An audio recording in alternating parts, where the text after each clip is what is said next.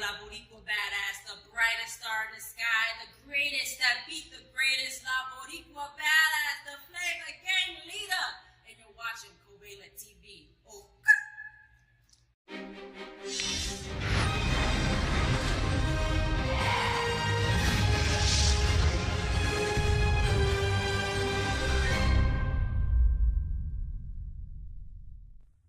Daryl and Werner, I want to send so much love. I heard about Covalent TV and I wanted to say thank you for, making fans, wrestling fans happy, for the gaming and everything. Like, you guys are amazing. Keep up the good work. And to everybody else out there, thank you for listening and watching Covalent TV. Sending so much love. Stay safe, stay positive, and stay sane. Love you guys. Mwah.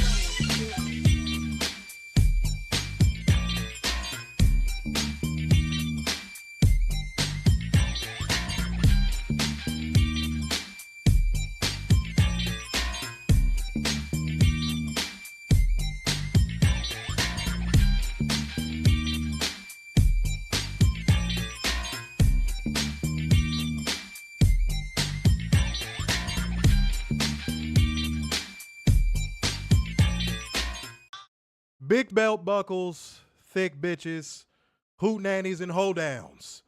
That all leads to one place, beautiful people. That leads us all the way on the road to All In, Texas. So that means, welcome to the AEW Dynamite Live Review. This is your boy, Mr. Starksan. Big dude. I'm groggy from medication, y'all. I be trying. So if my eyes seem low, you know what I'm saying? I'm high, but just in a different way. Okay? I don't like it. But I'm here. Though. You know what I'm saying? We showing love in the building. We hope y'all do the same, man. I'm going to say it early, and I'm going to say it only a couple times as I have been doing frequently. You know what I'm saying? I got to, man. Like gang, comment gang, share gang, and donation gang. You have options. Cash App, Streamlabs link, Super Chat, Super Stickers. All right? We working on super bitches, but, they don't take too good to the serum. Okay? So we got to work through it. Well, once we work out the kinks, we had a bitch grow a third leg. It wasn't good. They called her penis girl. It was not good. It was bad for everybody. She could fly though. We got that part right. Yeah, that's true. She could fly. All right. So we got that part right. But it was a hanging dick. Midair. Nobody wants hanging dick midair. YouTube, unless you're a Democrat from California. Well, maybe. But you can't demonetize us for that, YouTube. You know why? Because dick is also a name. That is true. See? Gotcha, YouTube. Gotcha. So for that alone, everybody put hanging dick in the comment section. I hope you never have to do that again. The project will go well the next time. Okay? You got my word. Beautiful people. We're going to take care of business. But what is happening, man? People saying they hope I feel well. Hey, man, we out here in the middle of the struggle, but we getting it done. All right? Next week, I'm going to get the rest that I deserve, so I'm happy about that. I'm very happy about that. And, yeah, man, we'll see what happens, man. Who knows what y'all come back to. We will see what happens. All right? But in the interim, I am focused on tonight's show. You know what I'm saying? And then we got All In coming up. Collision is also live tomorrow, man. That's pretty dope. You know what I'm saying? So shouts out to all the people getting in on that Collision vibe. I won't be there for it in Texas just yet, but I will... I'll get down there. Don't worry. I will be down there. Y'all going to see me. I'm going to be the flyest dude out there. Big belt buckles mean everything. It means more than life itself. Yes. I could lose every bit of oxygen in my body right now as long as I die with a big belt buckle on. Life goal right there for you. Did the bitches see the belt buckle?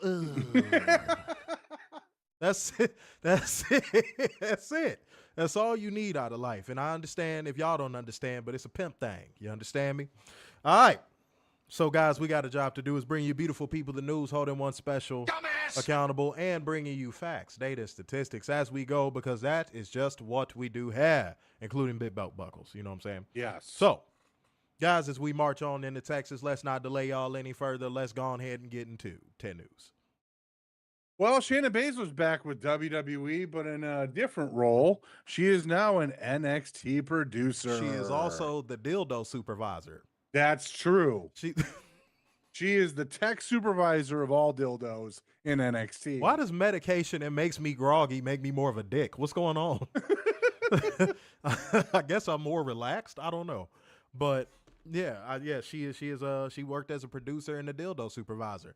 I know a lot of you are very happy for her. Mm-hmm.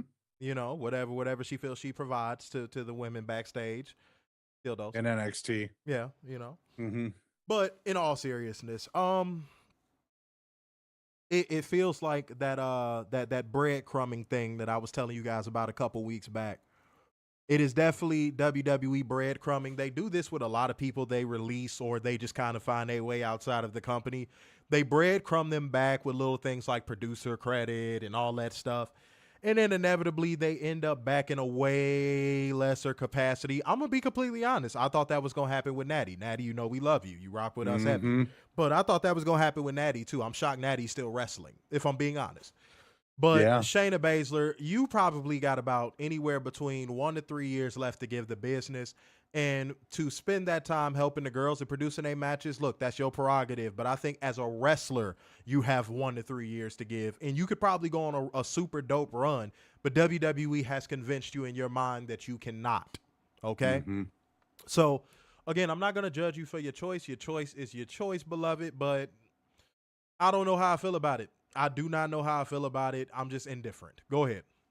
I'm very indifferent about this either. I was head scratching this one because I honestly thought if anyone was going to go on like a massive run to dethrone everybody in every promotion, it would have been her, just to prove a point. And then she would have made her triumphant return to the dream, because it's all about the dream, just to be back in catering. But to address what you just said, Warner, the plate for the returning WWE Dreamers, that plate is starting to empty out. Yes, it is. And I'm going to tell you why. So many people have ruined it for those people that now if you leave WWE or you're released by WWE, if you want to go use another promotion as a launching pad to get back to WWE, promoters are not taking you up on that anymore. Now, this is something that we saw coming on this show. We saw that coming. It was too many people sitting at the table. You know what I'm saying? If you say, okay, Warner, are you going to say, uh-oh, trouble, right? If a diner says, hey, we only got enough food for 10 people and 100 people show up. Oh, boy. That's a uh-oh situation. That is a uh-oh situation. Somebody better go to the grocery store. Fast. God damn it, fast. That's what all of these people that just used other promotions, including AEW, as a launching pad just to go back to WWE have done. They've cleared the restaurant out, and now they're like, oh, well, you know what? Since there's no more plates, I'll just come back to whatever you guys want me to do. I'll just come back. Whatever you want me to do. Do you want me to guard the door? I'll guard the door as long as I'm behind the ugly WWE logo. As long as I'm there. I just, please, I called Tony Khan. He's not returning my call. Like, and this is their own doing.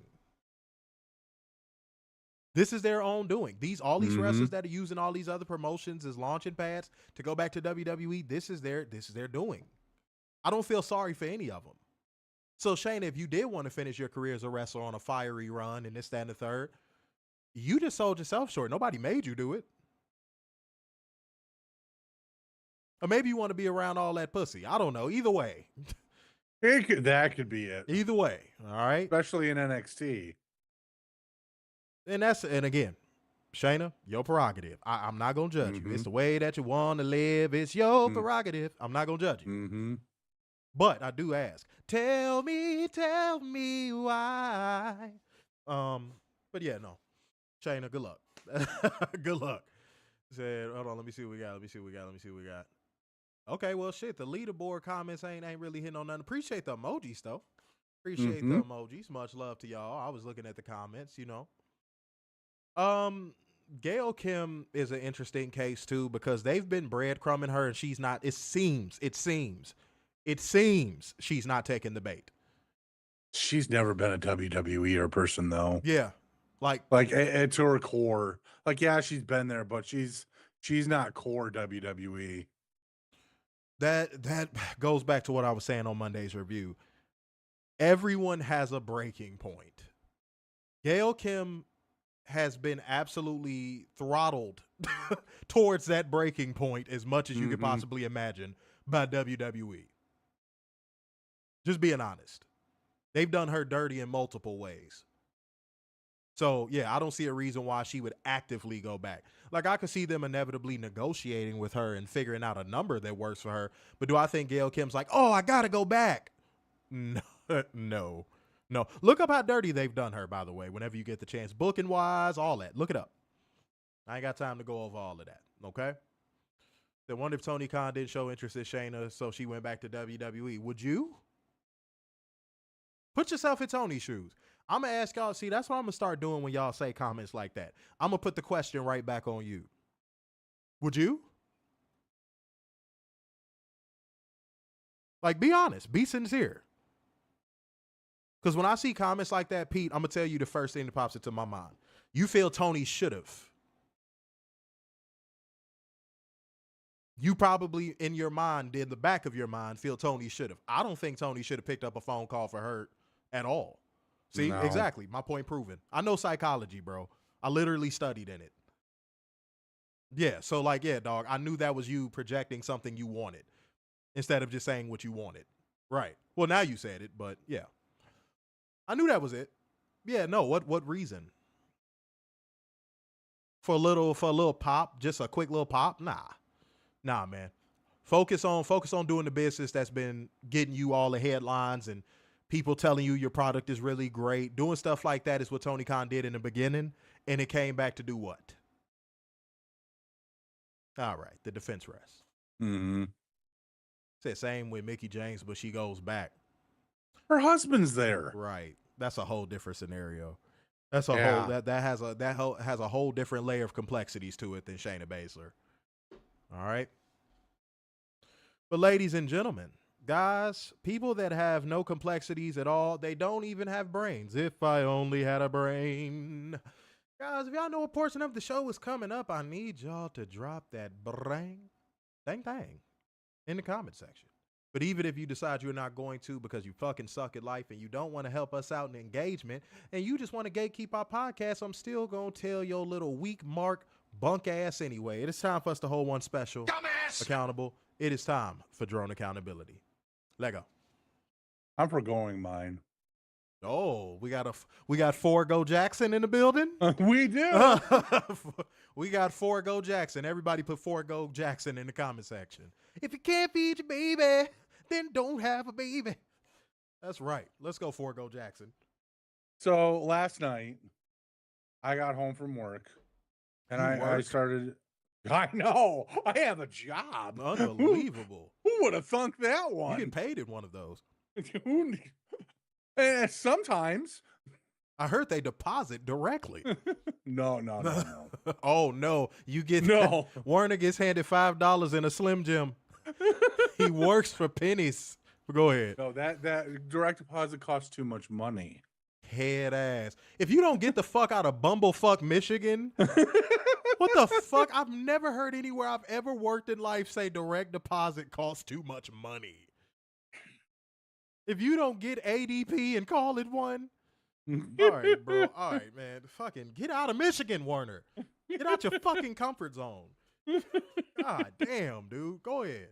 All right. Anyway, so last night I was thumbing through Twitter, trying to see if there was anything that broke, was breaking overnight. Werner, I don't care what you thumb in the dark, man. Keep going. Anyways, I saw this video of Crying Brian Alvarez and Dave Meltzer. That's a perfect name for him.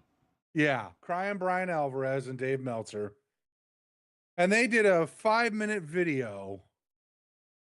Sorry, a minute video.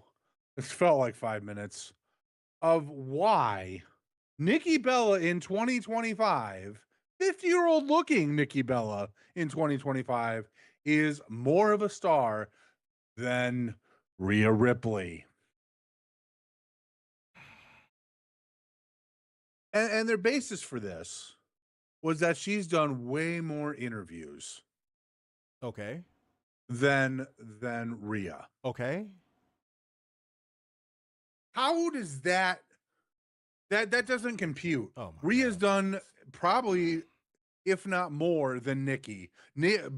Rhea's more over than Nikki with every demographic that WWE has versus Nikki, I slept my way to the top Bella. Werner. I'm gonna put a tagline on your shit real quick, and I'm gonna let you finish. That is the definition of paralysis by analysis. That's the definition. To me, that is the definition of paralysis by analysis. Like you can actually paralyze your mind by overanalyzing. That's what that is. That's a oversimplification and overanalysis. Why do y'all? Oh God. Okay, continue. I ain't mean to cut you off. Continue. You know, I know Rhea probably watches this show from time to time. If this really, I would, you know, Rhea, I would go and ask this question. Do you favor Nikki Bella over myself? I actually have that confirmed. She does watch the show from time to time. Yes. Okay, so from time to time. So I would be asking the question, do they favor her over her? And then I'd ask for my release, if that's true, because that's ridiculous. It is utterly ridiculous that in 2025, Nikki, I look 50 years old Bella, is more over than Rhea fucking Ripley, who is a world beater in any division around the world. Pete is Pete. Shaun of the Dead. Pete. Is your Fed Walker coming out tonight or something? What's going on? Oh yeah, it looks like it. What's going on, man? What's happening? She did Total Bellas and Dancing with the Stars. What's going on? That's why she's more mainstream. I'm not trying to be a dick when I say this, but like right now, she's more famous for being beat on than she is as a person. More people knew her partner than they did her. And how her partner treated her. Right. Like, dude. Oh, my God. Both partners. Listen, both partners. This has been a WWE issue since, like, the 2010s. They overvalue their older names and part-timers way too much. Mm-hmm. Way too much. Oh, my God. If I walk up to 50 people on the street right now and say, do you know who Nikki Bella is? I'm willing to bet 49 of the 50 say no. Look, me personally, I would say 50 out of 50, but I'll be fair. 49 out of the 50 would say no. And I bet you they would be like, oh, yeah, Dancing with the Stars. Nikki ain't no not fucking WWE. Mainstream. Oh, shit. Fuego said, I'm going to go ahead and do my Thug Thizzle real quick. He said, I'm going to do my Thug Thizzle real quick. The 20 schmackaroos, you know what I'm saying? Appreciate you, man. And everybody follow suit, man. Show him how it's done. You know what I'm saying? Because he's showing y'all how it's done right now. Saying no one cares about Bella outside of her being recognizable in name because of some niche Fed Walker show she was on. Fuck the Fed, it's all in week. That's a fact, bro. That is a fact. That's a fact. I don't know, like, what? And here's the thing. There's a flip side to this. Hold on now. There is a flip side to this. Flip side. There's a flip side to this. Rhea is not widely known mainstream either, though. Right. So, like, it's kind of a double-edged sword in a way. But to make an oversimplification and an overanalysis of saying, well, more people know Nikki Bella because of her outside work and her interviews. Okay, cool. A lot of people know who Cheech Marin is. But if you ask a fucking 25-year-old who Cheech Marin is, they're going to look at you and be like, what the fuck type of weed is that? Yeah, that's true. I want to smoke it. I love to try some Cheech Marin. What's that? What dispensary do I get that at?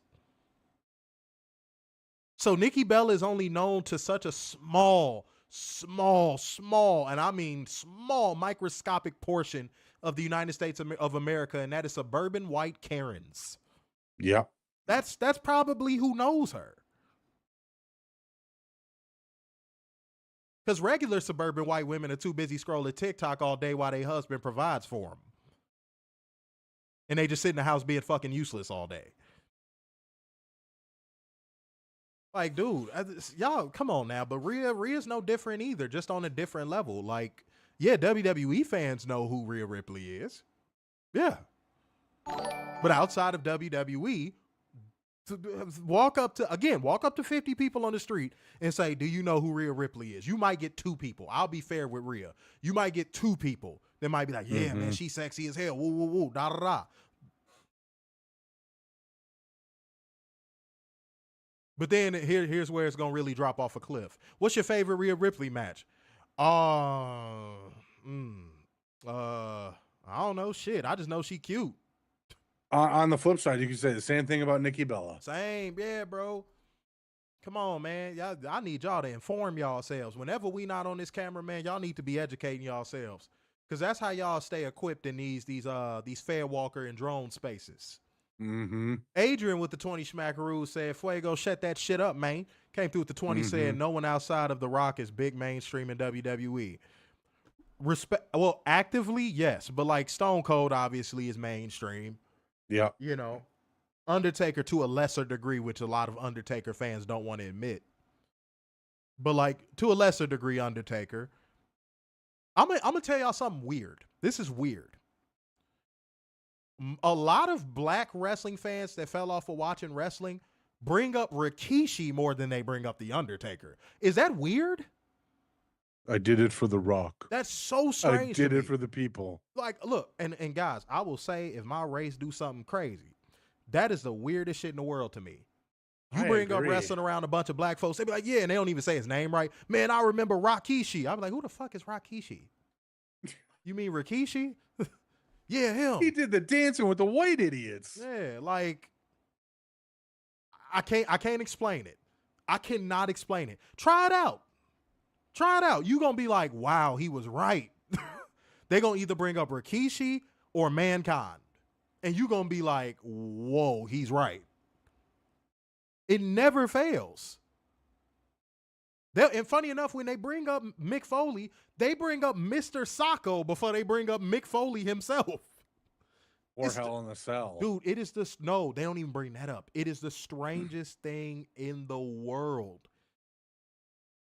Not the names that immediately come to mind like The Rock, Stone Cold, The Undertaker. No. Get around a group of black people that used to watch wrestling. Man, I remember Rikishi. And they don't even say his name right. Rikishi. You be like, what? Oh, man. He's losing it, though. Somebody said Batista's pretty mainstream. He's losing it right now. Well, I don't know. He probably's got some stuff coming up. Oh, I would think. I'm going to read a couple more comments and I'm going to move on because, man, it must be Fed Walker night. Apparently. Says Cena is pretty mainstream. No.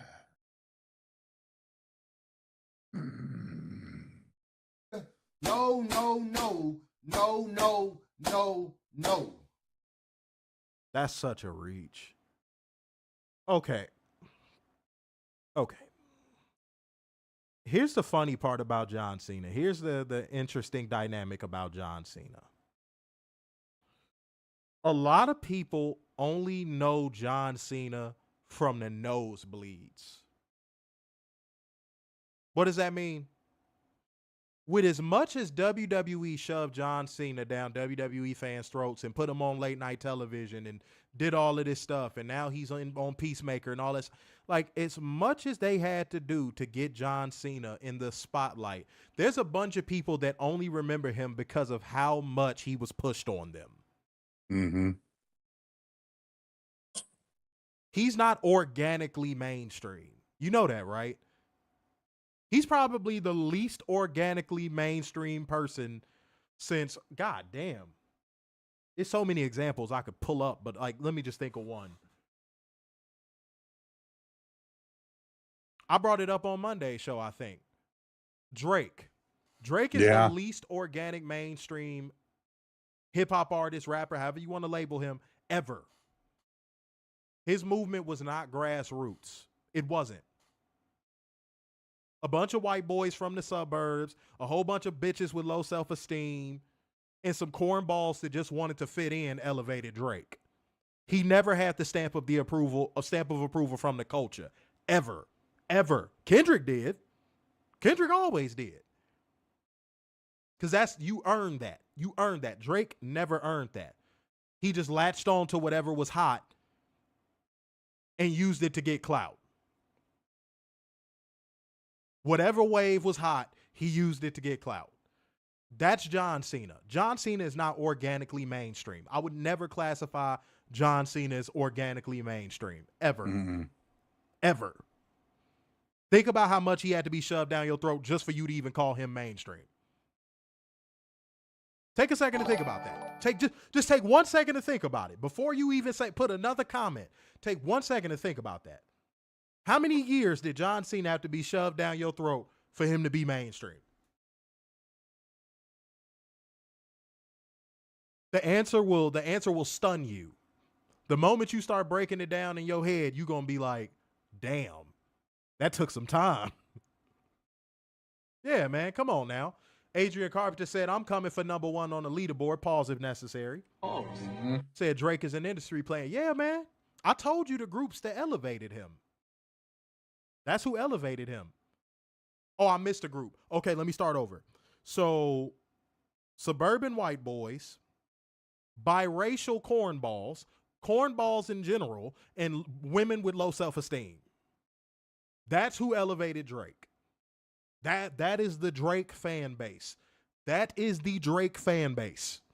And the Canadian government. No, because I'm going to tell you a little secret. Canada don't even fuck with Drake like that. Canada don't even fuck with Drake like that.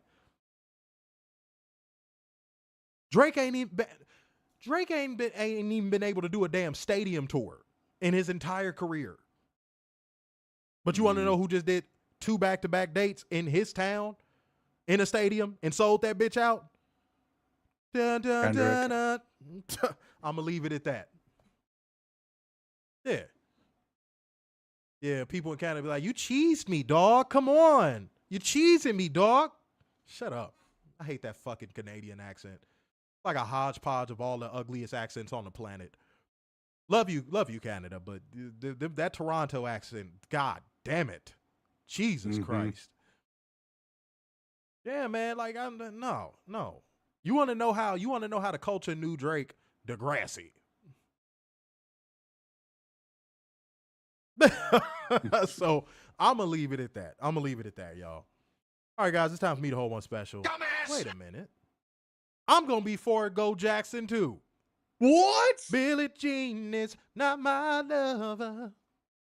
All right, I'm for Go Jackson, y'all. I'm in the building. All right. The 2 for tonight? Yeah, because we gotta address some tomfoolery. Everybody put tomfoolery in the comment section. Tomfoolery. All right. The naivety, the absolute imbecile take, the absolute desperation,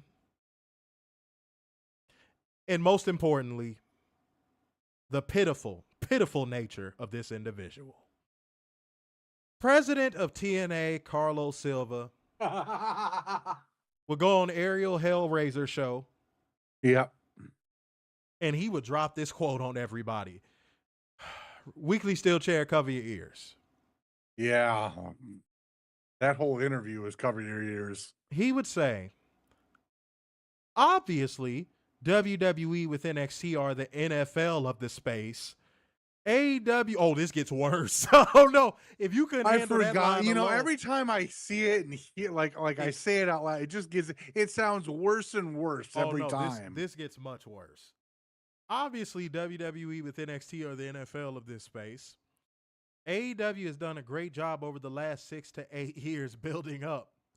I'm gonna stop it for a second.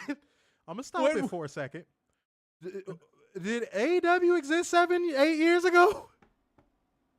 Daryl, did we do this show 8 years ago? I don't Maybe remember we us doing did. this. Maybe we were in the Twilight Zone the whole time. Covalent TV started 2017. Yes. But he said they've gotten a great distribution deal, but TNA is a part of the major leagues too. I'm going to come back. I'm going to spin the block. I just think that we've built such a great partnership together with WWE. I think they see the value in not only building up stars like Joe Hendry that came up through TNA, but also letting the Hardy Boys with a Z and others find another place to continue to celebrate their greatness. There is so much wrong with this quote. There is so much wrong with this quote. Let's start here. WWE with NXT are the NFL of the pro wrestling space.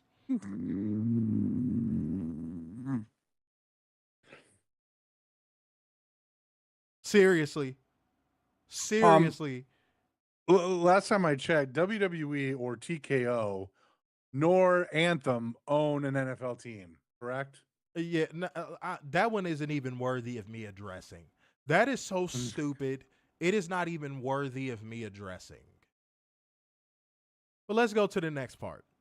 AEW has done a great job over the last 6 to 8 years building up. Let's talk about that one for a second.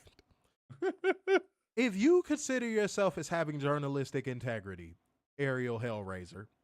Yep. Why in that moment did you not stop him and go, AEW has only been around for 6 years? Now, some people might say, oh, I know what he meant. You know, the groundwork was being laid for AEW 8 years ago. Okay. So, Werner, put it like this. Mm-hmm. We live in a very absolute world, right? Yes, we do. All right.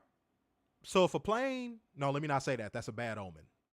Dude. So if a roller coaster flies off the track, everybody goes down, dies, right? Yeah.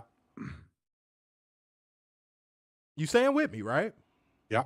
And they fix the roller coaster and they start the roller coaster over again. Yep. And they rename it. Yep. You keeping up? Mm-hmm. Okay, I want to make sure you keep it up. And they rename it. They repaint it. Yep. They do the whole thing. They rebrand it, right? Yep.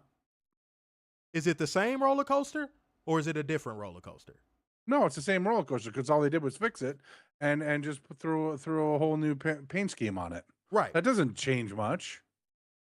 Now, I'm gonna give you the other scenario. Watch this. Let's say same thing happens. People go falling off the roller coaster. They die Final Destination style, right? Okay. They tear the roller coaster down completely, strip it, melt you melt the metal, sell it to a fucking orphanage. I don't know, right? Yes. And they build a brand new roller coaster on that site. Yes. Is it the same roller coaster? No. Why on earth do people insist upon not accepting the fact that something either exists or it doesn't?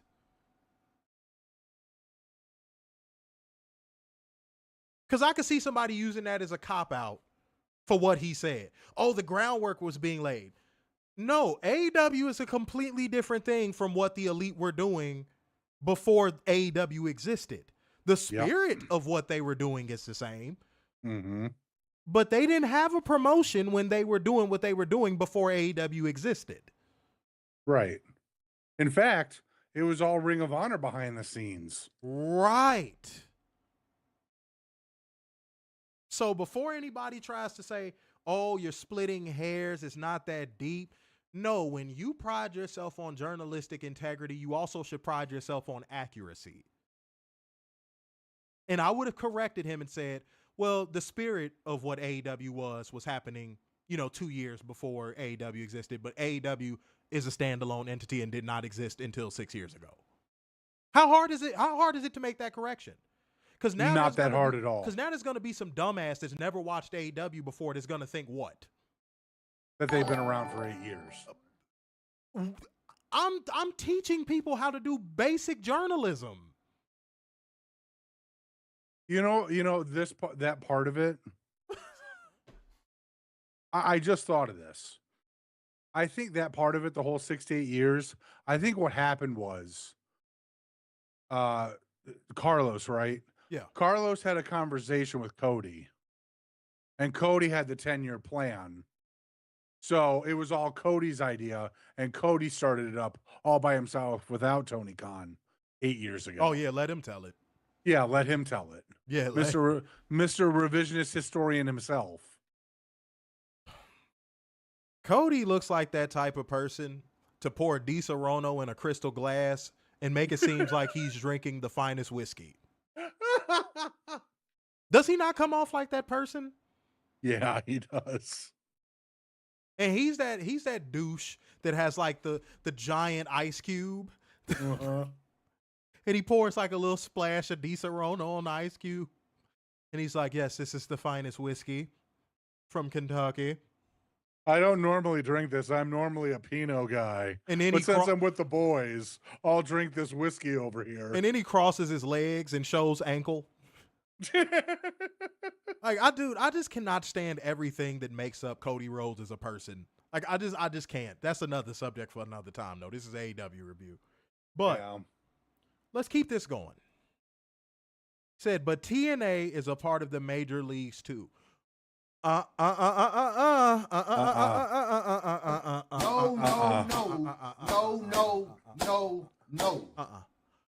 The moment you told Scott D'Amore, don't let the door hit you where the good Lord split you. Yep. You surrendered that. You surrendered that.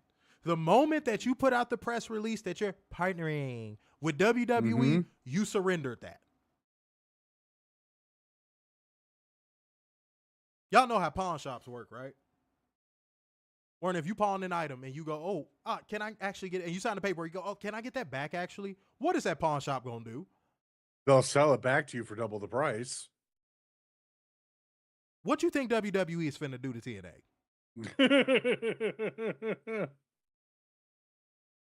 What you think they finna do to AAA? No, you literally sold that opportunity away. And even before the partnership and the Scott D'Amore thing, Daryl, is it really easy to find TNA on television? Fuck no. There's my point. No, you had the opportunity. You had the opportunity. You sold it. You sold out. You sold out. You sold out. You had it. You had it in the palm of your hands, and you just handed the ball over to the other team. Scott D'Amore was going to take TNA into the future. Yeah. With his own money. Mm-hmm.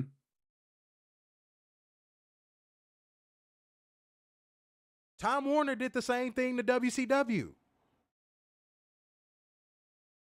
Because Eric Bischoff was going to buy WCW. I'm sure a lot of y'all know that at this point.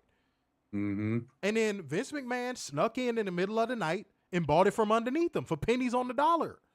And you know why? Oh, it's Vince McMahon. He's on the phone. He's calling us. Take whatever he wants. Take whatever he wants. That's how, I'm sure that's how that happened.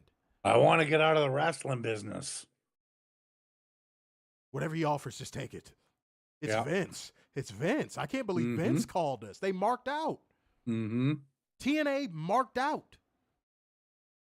And then when he was asked, this is completely separate.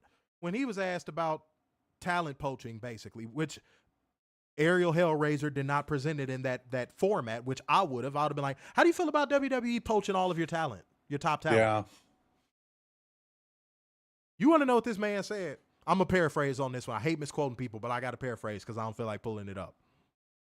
Oh, well, no, they're helping elevate our talent. You know, they're putting a spotlight on them. I don't look at it like, you know, they're taking our talent. I'm like, this dude is he's clueless. Dude, have him wear a Donald Faison t-shirt everywhere he goes because he's fucking clueless. He's too dumb to see what's happening right in front of him. It's like an African elephant hiding behind a Tootsie Roll. You know, what was it, last year's Rumble when Jordan Grace showed up out of nowhere? And you saw her face. You and I both said on that review, She's gone. She's gone. Yeah. You wouldn't think, if we're saying that, shouldn't the president of TNA be saying that? Dude, he's dude. He is as naive as a 4-year-old with a white van in front of him and lollipop offers. That's true. He is. He is. What everything he said in that interview was quotable, and it was quotable for all of the wrong reasons. You actually think that, Carlos? Now, if you stumble upon this review or somebody snitches and clips us and sends it to you, I'm not backing off of what I'm saying. Dude, you can't be that damn dense. There's no way you're that damn dense. You're being robbed. It's like that episode. It's like that episode of Martin where Martin thought the robbery was a setup. Method Man came in his house and was robbing him. He thought it was a setup. Yeah. Because he was getting pranked the whole time. And he didn't want to get back. He didn't want to get pranked back. So he was like, oh, I got you. You thought they thought they was going to get me with this prank. And Method Man is like, yeah, prank. Right? And he robs him fucking blind. That's Carlos Silva right now. Yeah, that's what we're doing. We're elevating your talent. He doesn't know, does he? Like, how ignorant and foolish can you be? You want me to tell you a person that wouldn't have let this happen? Scott D'Amore. Mm-hmm. Hell, even the biggest drone signing possible in Jordan Grace was like, if Scott D'Amore was there, there's a possibility I would still be in TNA. Don Callis was with Scott D'Amore for a little while. I'm sure Don Callis wouldn't have allowed any of this to happen either. WWE media made sure to sweep under the rug the reports. Y'all remember this? I want to see how many of y'all remember this. They made sure to sweep the reports under the rug. Because this was right before the partnership was announced. Right before the partnership was announced. Like the day before. Y'all remember them reports where basically they said it was like a talent meeting over the phone, like a virtual talent meeting? Yep. And all of the talents were pissed when they found out that they gave Scott D'Amore the boot. Mm-hmm. Y'all remember how fast that got? You remember how the next day the partnership got announced and you never heard nothing about that story again? You think that was, y'all think that was an accident? Y'all thought that was some freak accident? Fuck no. Fuck no. I peeped the plot immediately. When I saw that partnership press release come out and then I heard nothing else about the disgruntled talents, I was like, oh, I see what's happening here. Mm-hmm. And we all know who was complicit. Yeah, buddy. See, I pay attention to everything. Oh, they swept that under the rug. Quick, lickety split.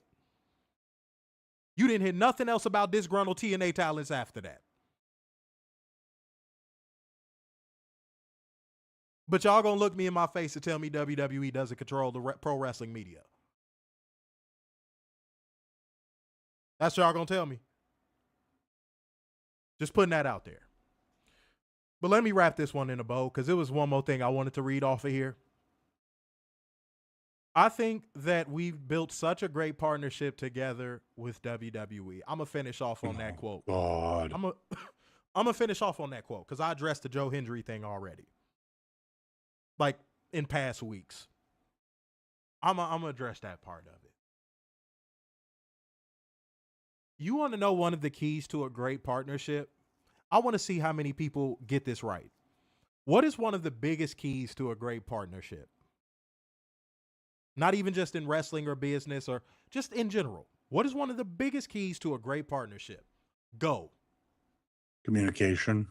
That's a good one. That's a good one. Let's see what y'all say in the comment section. That's a good one. I'm going to tell you exactly what it is if somebody gets it. If somebody gets it, I'll say you got it. And I'm going to shout out the super chats in 1 second. Trust is a good one. Xavier, that's a good one. You close. Marlo, that's a good one. That's a good one. Catherine got it. Reciprocity. Matthew got it too. Reciprocity. Reciprocity. That is one of the biggest key ingredients of any partnership. Reciprocity. Don't get me wrong, fellas.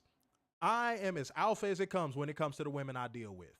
But if a woman is doing good by me and she loving on me and she taking care of me and she cooking for me, cleaning for me and sucking me dry like a Hoover damn vacuum, you think I'm not going to take her out on a nice dinner and take her out on an experience? Oh no, she gonna get what she deserve. Now doing it once or twice don't impress me. See, that's something women, they run into me and they like, wait, I sucked his dick one time and he's not impressed? No. What makes you any different from a prostitute? I could go get an escort and do that. But are you gonna suck me dry and then cook me dinner afterwards? See, these are little things I look out for. Mm-hmm. When I give you direction, are you gonna listen? You know what I'm saying? It ain't got to be no dictatorship, but I need you to understand my leadership and my guidance. Reciprocity. What form of reciprocity is taking place in this TNA WWE relationship? 0. Man, they ain't even let TNA put the tip in.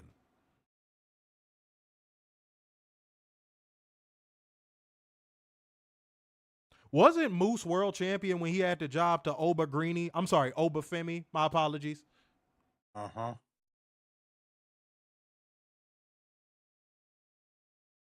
What has TNA gotten out of this? Who had a job to Trick Williams? I dare one of you stupid motherfuckers to say exposure.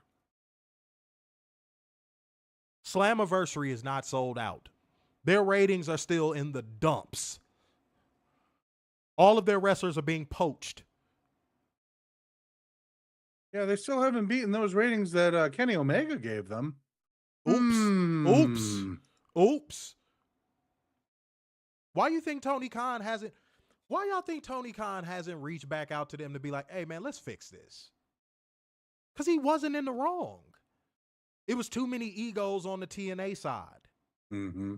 They felt they deserved something that they didn't deserve, but yet they bent over and handed the KY to WWE. Which gives me another lesson that I could tie to women. Fellas, if a woman is going to cooperate for you, she going to do it because of who you are. Now, if she's not cooperating with you on the strength of who you are, she ain't never going to cooperate with you on the strength of who you are.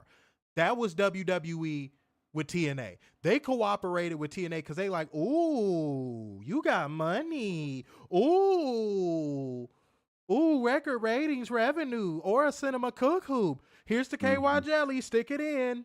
Mm-hmm. And you want to know what WWE, they threw the KY jelly behind them and was like, you think I'm gonna give you that much grace? No pun intended. I'm going in full chafe. Call me Schaefer. At least AEW was using the KY. At least they were lubricating the partnership.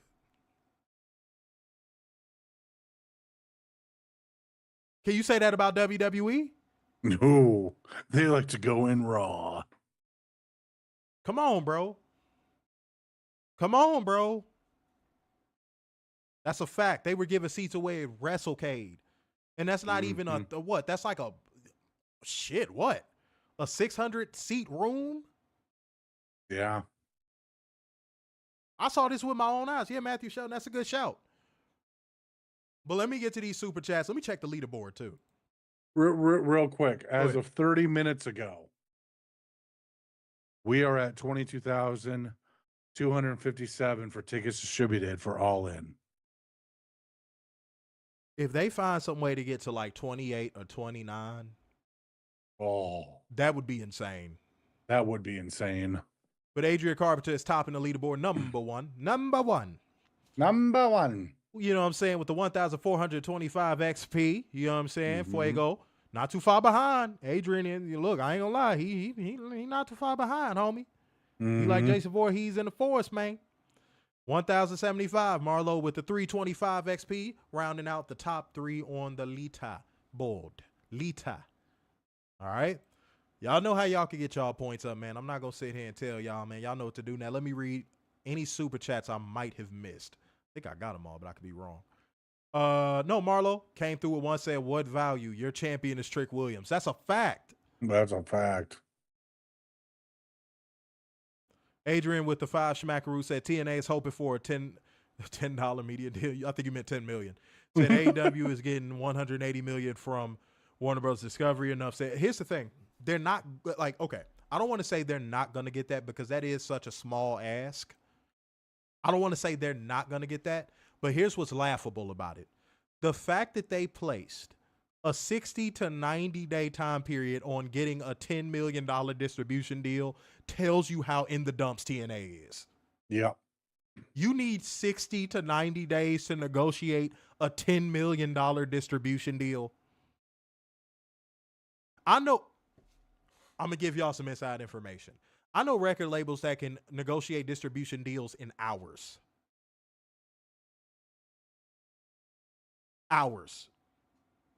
I know people who have had their pilots signed on and negotiated within hours. Documents e-signed within 4 or 5 hours. Hey, we want your pilot. We want to pick it up. Send us whatever you need. Have your lawyer get in contact with us. We're going to send over our offer. Let's get this signed.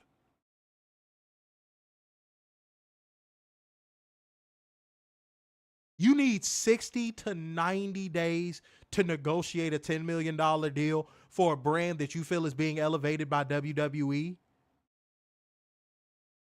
In a way, you're telling me you don't think your value is going up by being associated with WWE if you need 60 to 90 days to negotiate a $10 million distribution deal.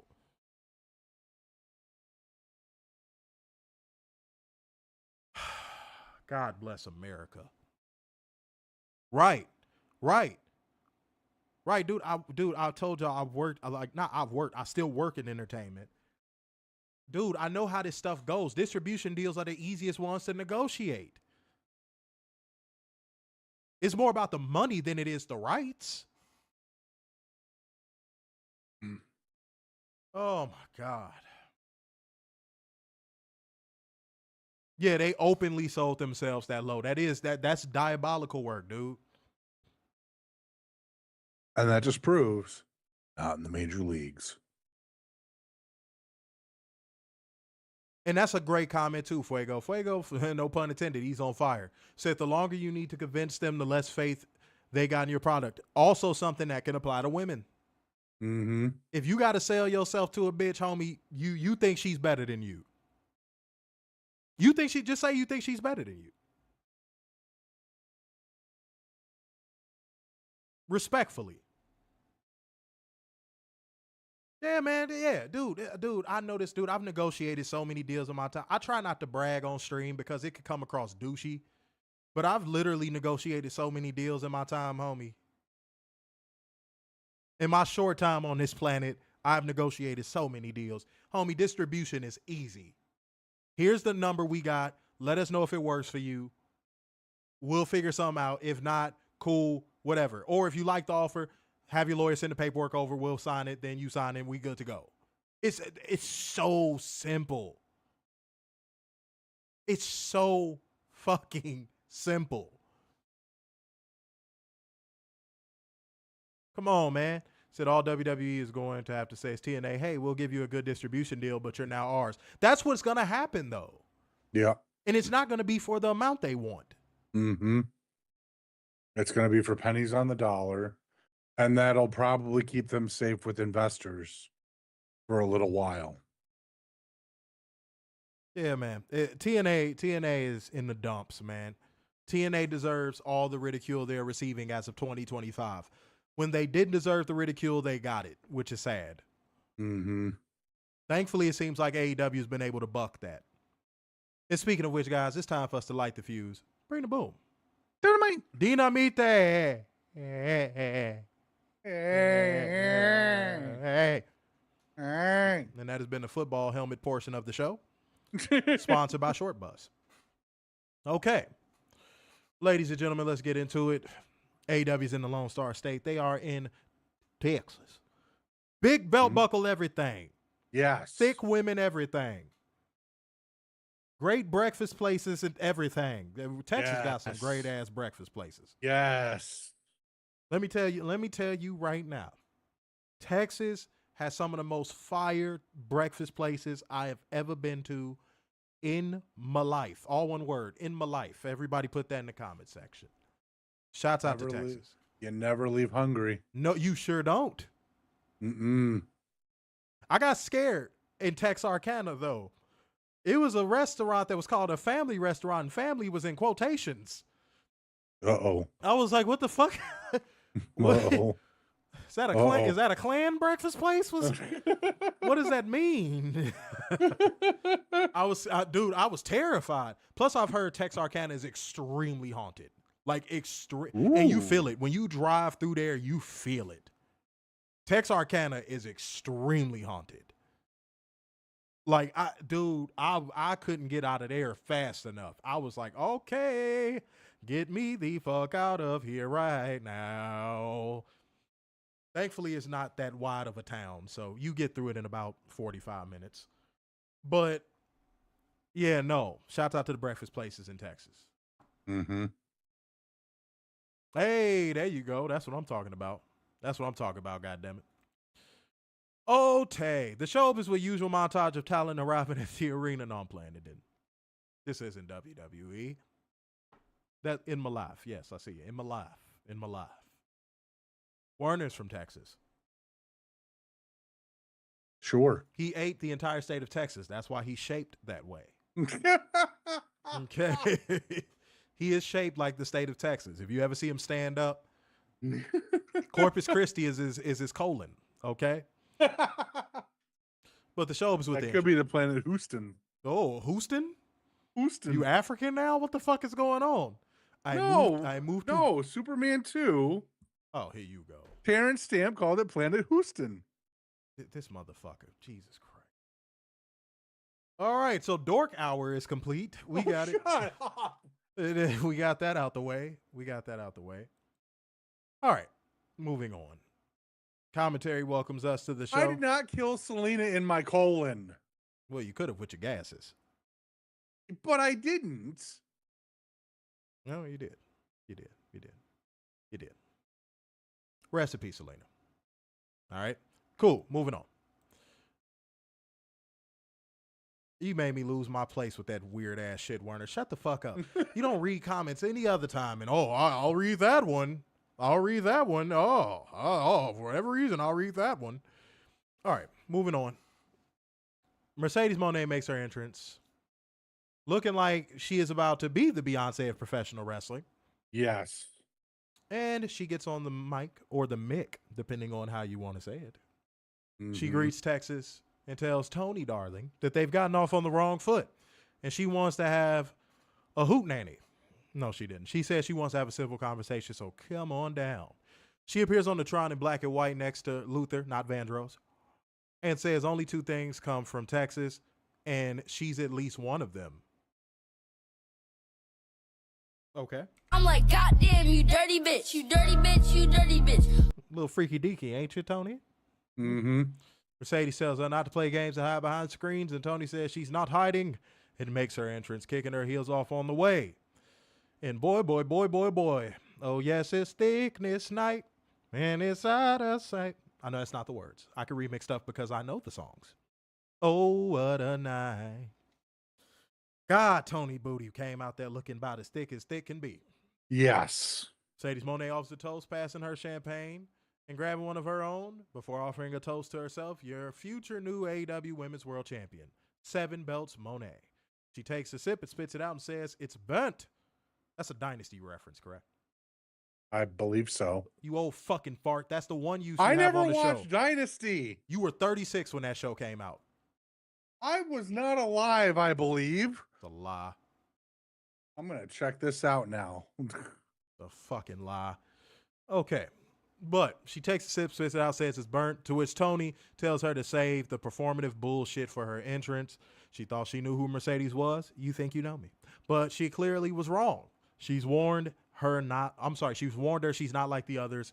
And yet Moné speaks in catchphrases and has the authenticity of a spray tan in a rainstorm and the emotional depth of a kiddie pool and a pussy-faced fraud. In this belt, Toni found herself. But all of the belts Mercedes wear are masks for her to hide behind, so what the hell is she so afraid of?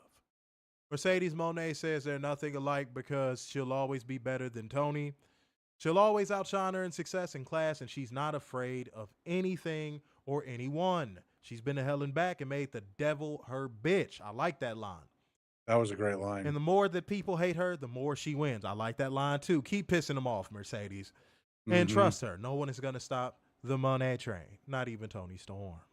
Because the AEW Women's World Championship is Mercedes' legacy and destiny. She knows who she is. One woman revolution. The Alpha, the Omega, and everything in between. Storm tells her that legacies don't exist and one day we'll all be dust and forgotten. We're all gonna die, don't you get it? All that matters is one moment. The moment where Mercedes Moné steps in the ring and looks at Toni and realizes she fears an ordinary life, but Toni Storm only fears an ordinary death. She believes Mercedes deserves all the titles in the world, but not this one. She's going to go down as the woman who just couldn't win the big one. That was a phenomenal line. Yes, Mercedes Moné tells her on Saturday. You fucked up. Yeah. You fucked up. You fucked up. May the best woman win, and they toast. I like that, though. And let me finish this off. Toni tells her, eat shit, bitch. And a quick scrap breaks out, and Mercedes runs away. But I'm going to tell you why I like Mercedes fucking up in the crowd getting on her. That shows in AEW, you have to hold yourself to a high standard on the mic, in the ring. You cannot fuck up. A lot of great music artists will tell you their skill was cultivated with tough crowds. Mercedes will never make that mistake again. Look me in my face. I'm telling you, Mercedes will never make that mistake again. That is what I love about AEW. One of the things. The crowd held her accountable.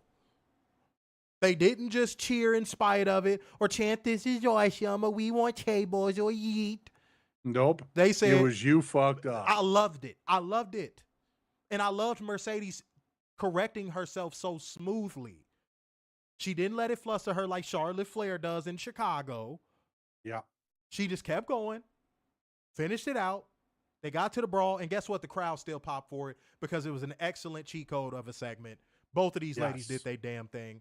This is Mercedes Moné best promo in AEW so far, by the way. I completely agree. And I you know what? I think this is probably Toni's best face-to-face so far, too. This hit. This was a hit. Yeah. Yeah, this is a great way to go into hopefully maybe the main event. And that's a good comment, Mo. Said I like the look she gave too after the mess up. Yeah, it was almost like, yeah, play us fuck up. So what? I liked that. It fit her character. Like, yeah, I made a mistake. So what? I'm still Mercedes. You want to know why that worked? Because that's basically what she was saying at the beginning of her promo. Yep. I wish she would have said that. I wish she would have said, fuck it, who cares? I'm Mercedes. You'll forgive me. They probably would have popped for that. But I love, and this is another thing that I love, and this encompasses the entire show. So this ain't skipping ahead. I'm just going to say this encompasses the entire show. One thing that I think all of y'all probably paid attention to or didn't pay attention to, depends on the person. I like how going into this pay-per-view, you know who the baby faces are, you know who the heels are. So that means on Saturday at 2 o'clock, 3 o'clock, 4 o'clock, whatever, there should be no 50-50 chanting. There's no excuse. None. Zero. AEW doesn't give you an excuse. Exactly. Dude, I love that. I love that. Going into All In, I know who I'm supposed to cheer for and who I'm not fanboyed out, so I have to watch it analytically. But I love going into the show going, I know who to cheer for. I know who the babyface is. I know who the heel is.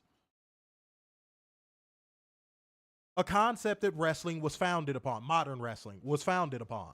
Yep. Ain't that some shit? Who would have thunk? It seems like the easiest thing in the world, right? AEW's making it look easy. Adrian Carpenter came through with 5 Schmackaroo, said Mercedes and Thanos looking for the last Infinity Stone, the AEW Women's title. I like that they're building it up that way, too. That's a good comment. Mm-hmm. They're building it up that way, too. They're building it up that way, too. Like Mercedes is like, yeah, fuck you. I do care about legacy. And Toni Storm basically saying, I'm shattering the illusion of your legacy. I don't give a damn about that. I'm coming here. I'm coming in there to beat you. That works. Mm-hmm. You know why? Because it's a simple base level heel babyface dynamic. See how easy that is? Boy, it's too bad we don't have other companies who act like that. Sure. Wouldn't that be something? You know, the ones that claim that they're the NFL in the space. Give me a fucking knife. Goodness gracious me. Said Toni set that money maker up clean too. Yeah, because you could tell these ladies are working to make this better than what people think it was going to be. Mm-hmm. They're working overtime to make this mean something. See, wrestling hits different when you can tell there's effort put into the product. Not only that, I bet you they're still fighting for main event. I'm sure Toni still hasn't figured out what the main event is. And he and those women are trying really hard to be on after the Texas Death Match. I've sided with the ladies previously on this topic, but Hangman and Mox has to close the show. It has to. It has to. If they have Sting planned for that match, yeah, or a lot of run-ins planned for that match, it needs to close out the show. Needs to. Not that I don't think the ladies could do it, but I just got a feeling they got something really huge lined up for that main event. Mm-hmm. And I think Hangman and Mox is probably going to be the winner. I don't disagree. Said this pay-per-view is going to be AEW's WrestleMania 17. Here's why I say I don't disagree. But I'm also not fully agreeing just yet. We got to see it. We do. You understand? We got to see it. And we got to see it. We're going to do investment ratings tonight, by the way, guys. So yes, we are. We're all set up and ready to go for that. I'm just saying, y'all, I got to see it. I'm a prove it guy. Tony Khan, I said this last week, Tony Khan has to knock this show out the park. All he has to do is not fuck this up. That is his only job. So, Tony, we do not want to see Daniel Garcia on this show. We don't need him. We do not need him. We don't need Orange Cassidy on this show. It's not necessary. At all. Make them earn that spot. Yeah. They want it. If they want it, make them earn it. Then once they made Hangman Mox the Texas Death Match, it was main eventing. This is going to be AEW Avengers. Yeah, man, I don't see it playing out any other way. I hate to say it. Let me check out the leaderboards. Adrian Carpenter with 1725 on the XP, topping out the leaderboard. Fuego with still at 1075. Uh-oh.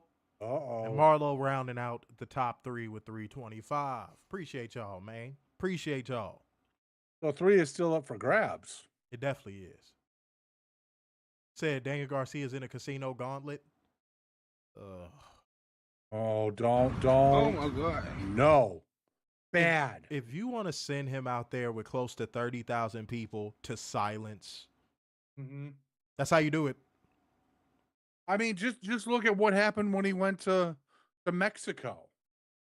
Crickets in Mexico. Everybody They was cheer getting a for damn pop. anything. Yeah, everybody was getting a damn pop. Dude, just oh God.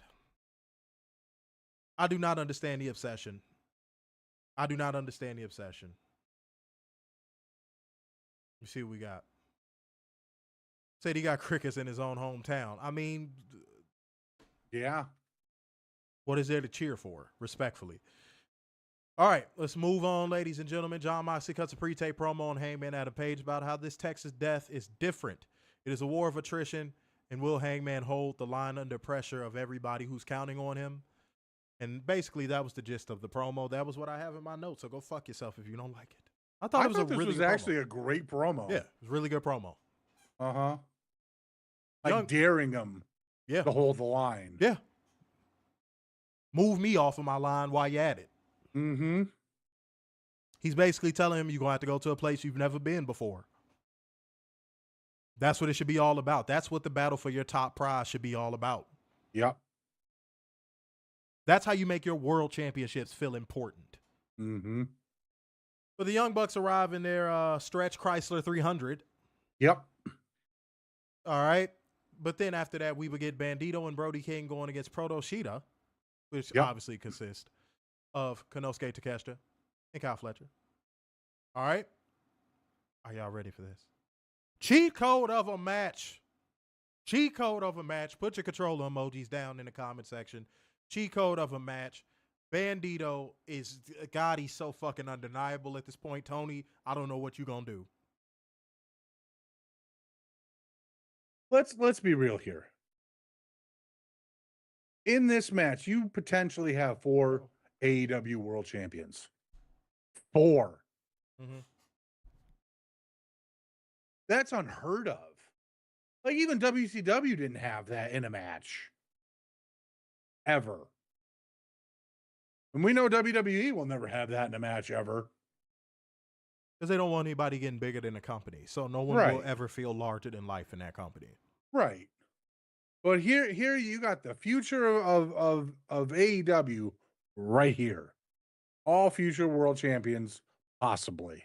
And speaking of earning your spot, by the way, to go back, Kyle Fletcher earned his spot on that All In card. Oh, did he ever? He earned that spot on the All In card. He earned it. Yep. Tony put him over. Just do it. Just do it. Yeah. It's his time. Just do it. Yep. If he fails, that's on him. But I feel like sink or swim time with him. Yeah, but I feel like he's done everything that you could possibly do to get that spot on All In. And to have the opponent he has. Mm-hmm. Because I think him and Adam Cole are going to tear the house down. But we're going to get to that in investment ratings. Yep. But Bandito, God, Tony, you finna have a problem on your hands, dude. Mm-hmm. God, I've been saying this for like 3 weeks now. God, I'm still not feeling well. You are about to have a very, very intense problem on your hands. That entire crowd was chanting for him tonight. Yep. But in the end, unfortunately, Proto Sheeta win by pinfall with Raging Fire from Konosuke Takeshita on Bandito. He did not look weak in this loss. No. But now it looks like maybe Bandito might retain on Friday, which is very intriguing. That DDT that he did on Kyle Fletcher was nasty. That was super nasty. That should have been right then and there. That should have been the finish of the match. Like Bryan Danielson got away from using the bell lock and finding different ways to win. Mm-hmm. Which we thought was great, by the way. Which we thought was phenomenal. Let's do that with someone else. Let's see what Bandito can do. Let's see what Kyle Fletcher can do. Let's see what Takeshita can do. Oh. And Brody can still choke motherfuckers out if he wants to. I would love to see a Bandito versus Kyle Fletcher match for the TNT title. Oh. I would love, oh my God. At All Out? Oh my God. Oh my God. Y'all don't understand. And when we say he has a problem, Tony has a problem on his hands, we don't mean a bad one. No. No, this is a good problem to have. This is a damn good problem to have. But what are you going to do with it? Mm-hmm.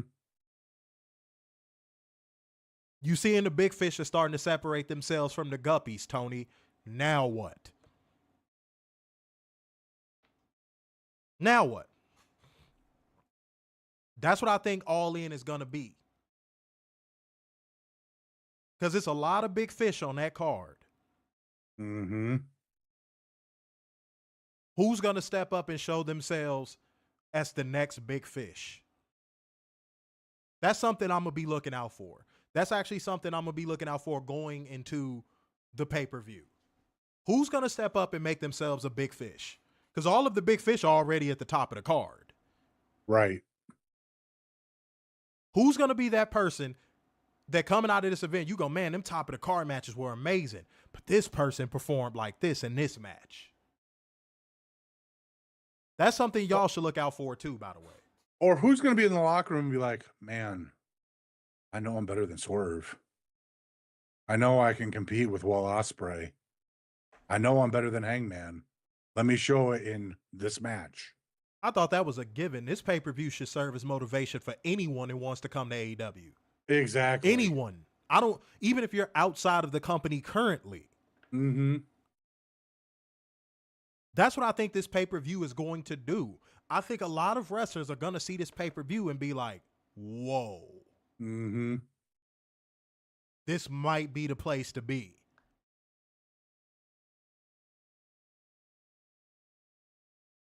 You never know. And guys, I'm going to be around a lot of those wrestlers. You know, and I forgot to mention this earlier, but like, so when we had the first All In, we had the video clip of Mercedes sitting in the crowd. And that was a big fucking deal. That was a big fucking deal. Last year, it was Mina. Again, big fucking deal. Mm-hmm. Who's it going to be this year? We don't know. Who's the big free agent this year?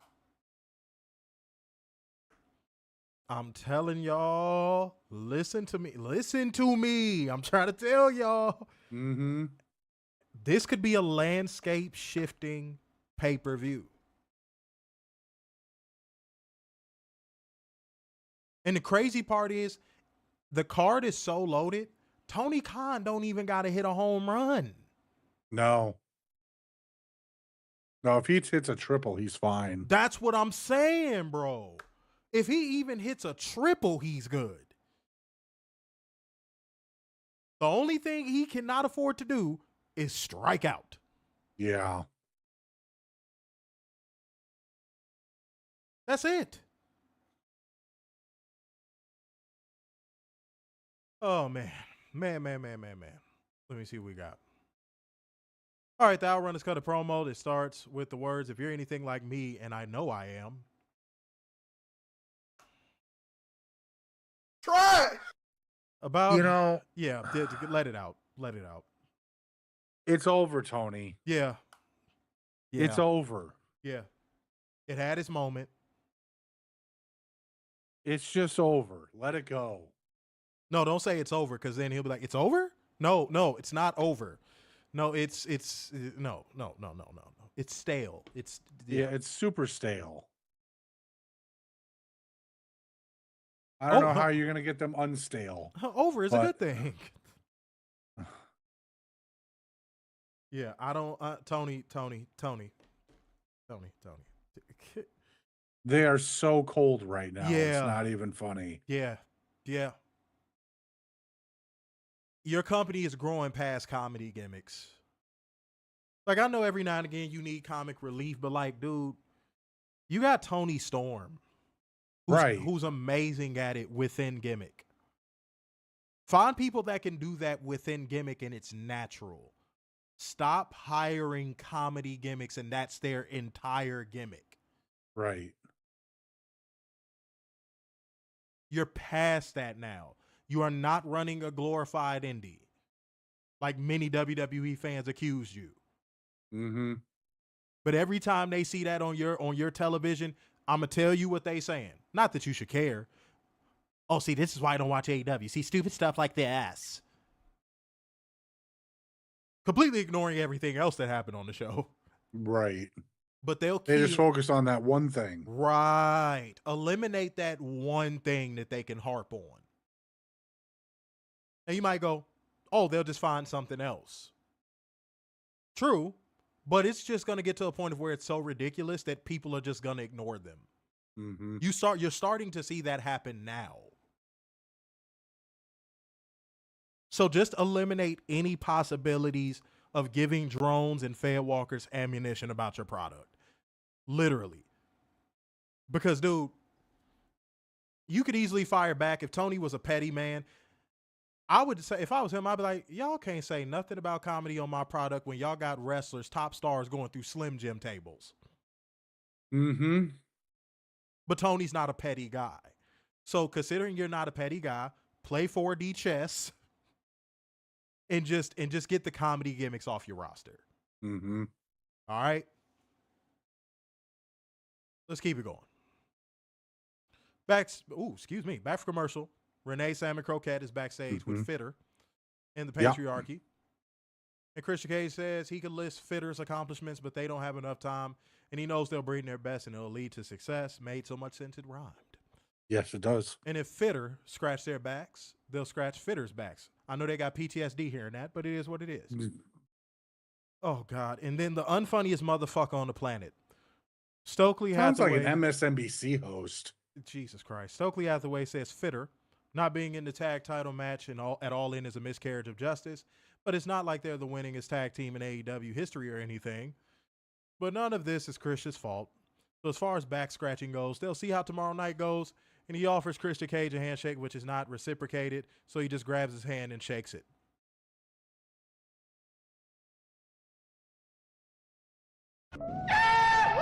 I know you need to set up Collision for tomorrow, but this is not it at all. This was terrible. I'd rather have Dax go, my daughter, Yeah, honestly. than have Stokely on my television. I say that with respect. Goodness gracious me. Okay. Yeah, getting rid of those WWE leftovers needs to be on the cards for you, Tony. Like, Stokely is one of those guys. Just let him go. Just let him go. People still simp over Mother Wayne. I thought that was like a 2022 thing. Yeah. I'm sorry, 2023. Even I've moved on. Yeah, yeah. He's just a tall, generic, fucking suburban white woman. Yeah. Like, I've seen her in person multiple times at this point. One time I walked past and didn't even know it was her. She said hi to me. And I was like, oh, that was, what's his name, mama? That's exactly what I said. I said, oh, that was, what's his name, mama? Y'all got to stop, man. Come on. No simping in this room. All right? Be better. But all right, camp counselor. But fucking Blake Christian gets an inset promo about how he's alone tonight after what happened to Gates of Agony did to his boy Lee Johnson. So he's going to whip his baldy ass himself. Now it's time for you to earn some dollars. Blake Christian versus Richard O'Shea.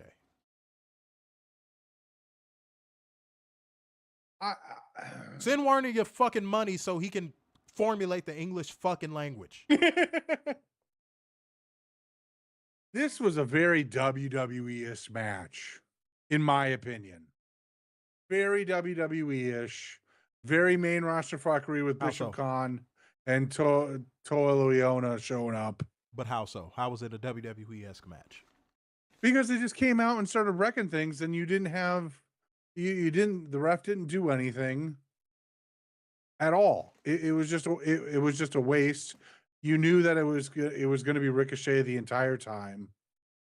And Ricochet hit the Vertigo for the win. Dude, I thought the match itself, the wrestling was good. I do like Gates of Agony teaming up with Richard O'Shea. They need that more than he needs them.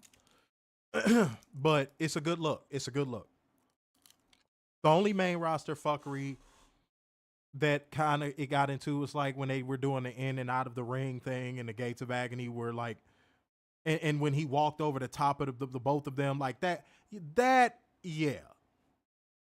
I was like, okay, all right. Like, how are you going to have them team up with Richard O'Shea and you already making them look like dorks? That I didn't like. I would have almost rathered it end in a DQ from the Gates of Agony just beating the shit out of Blake Christian. That's how it should have ended. That would have been better. To me, that would have been better. The in and out shit, okay, I understand that. But the wrestling when Blake Christian was in the ring, it was pretty good. They work really well together. I got to give it to them. Mm-hmm. For fuck's sake, what was that move we got in this match that I hadn't seen in like years? What did he do? Oh, fuck. Fuck. I didn't put it in my goddamn notes. Oh, God. It's a move I haven't seen in years. I cannot believe I'm blanking on this. Somebody probably gonna guess it right in the comment section. Fuck. I wish I remembered. Credit Card Maestro said, hey, fellas, I will pay my late fees on Friday. We'll be sending y'all stuff from Saturday night's main event in Evolution to use. Okay, so we're not doing a show on Friday because I will be going down to Texas, okay? And I'm going to get some rest. He's got to get his belt buckle. Of course, I have to strap up my belt buckle. And then B-hotches. Okay? So make that happen. So, yeah, you know what I'm saying? So send it through, still send it through. Whatever the case may be, there will be an all-in review. And then next week, no reviews because it will be Covalent TV revision and meditation week, and I will be figuring some stuff out. So we'll see where things go after that. So if you want to send it through tonight, tomorrow, yesterday, go back in time and send it. Just send it. Send it. Yeah. Send it. I mean, it's not like it turns off when the show goes off. Yeah, Cash App still works. Mm-hmm. Because you be hitting the Cash App, don't you? Yeah, I think Credit Card Maestro be hitting the Cash App. So yeah, just hit the Cash App. Cool. Let's keep it going. All righty, we got Renee Salmon Croquette backstage with the Hurt Syndicate. Asks about MJF's one-on-one. Warner, did you wait? Fuck you. Did you forget that they hurt people? Yes, they do hurt people. Okay, just wanted to make sure you acknowledge that. Yes. The Hurt Syndicate hurts people, and MJF is going to have a talky-talk with Mark Briscoe. Life-changing. Ooh. MJF said he's not going to go out there alone tonight as Briscoe is all about to get hurt. At All In, MJF is going to get back what was rightfully his, the AEW World Title. MVIP, Benjamin and Lashley left briefly to their locker room and realized that their tag team titles were stolen. They were taken. Apparently, they didn't have a particular set of skills. It was put on a whiteboard. Hey, Shelton, since I already pinned you on Collision, figured we would take these titles. Happy birthday, Jet Speed. MVIP, Benjamin and Lashley were furious. What the and fuck they was said, that? What? They were furious. You working in medieval times? That's cool. Good for you, man. I haven't been to Schaumburg in forever. When were you going to tell me you got the job? Motherfucker getting in training. Look at him. How does your turkey leg taste? Go ahead. Death, you wrench. Oh, God. Jesus Christ. As they told MJF that, they had to deal with this, realizing that I'll be all alone during the Talky-Talk. Hey. Yeah. It's a good time. I don't go to the strip club for strippers. I go for a Talky-Talk. Talky-Talk. You may take your clothes off, but I just really want to have a Talky-Talk. Sometimes my feelings get the better of me.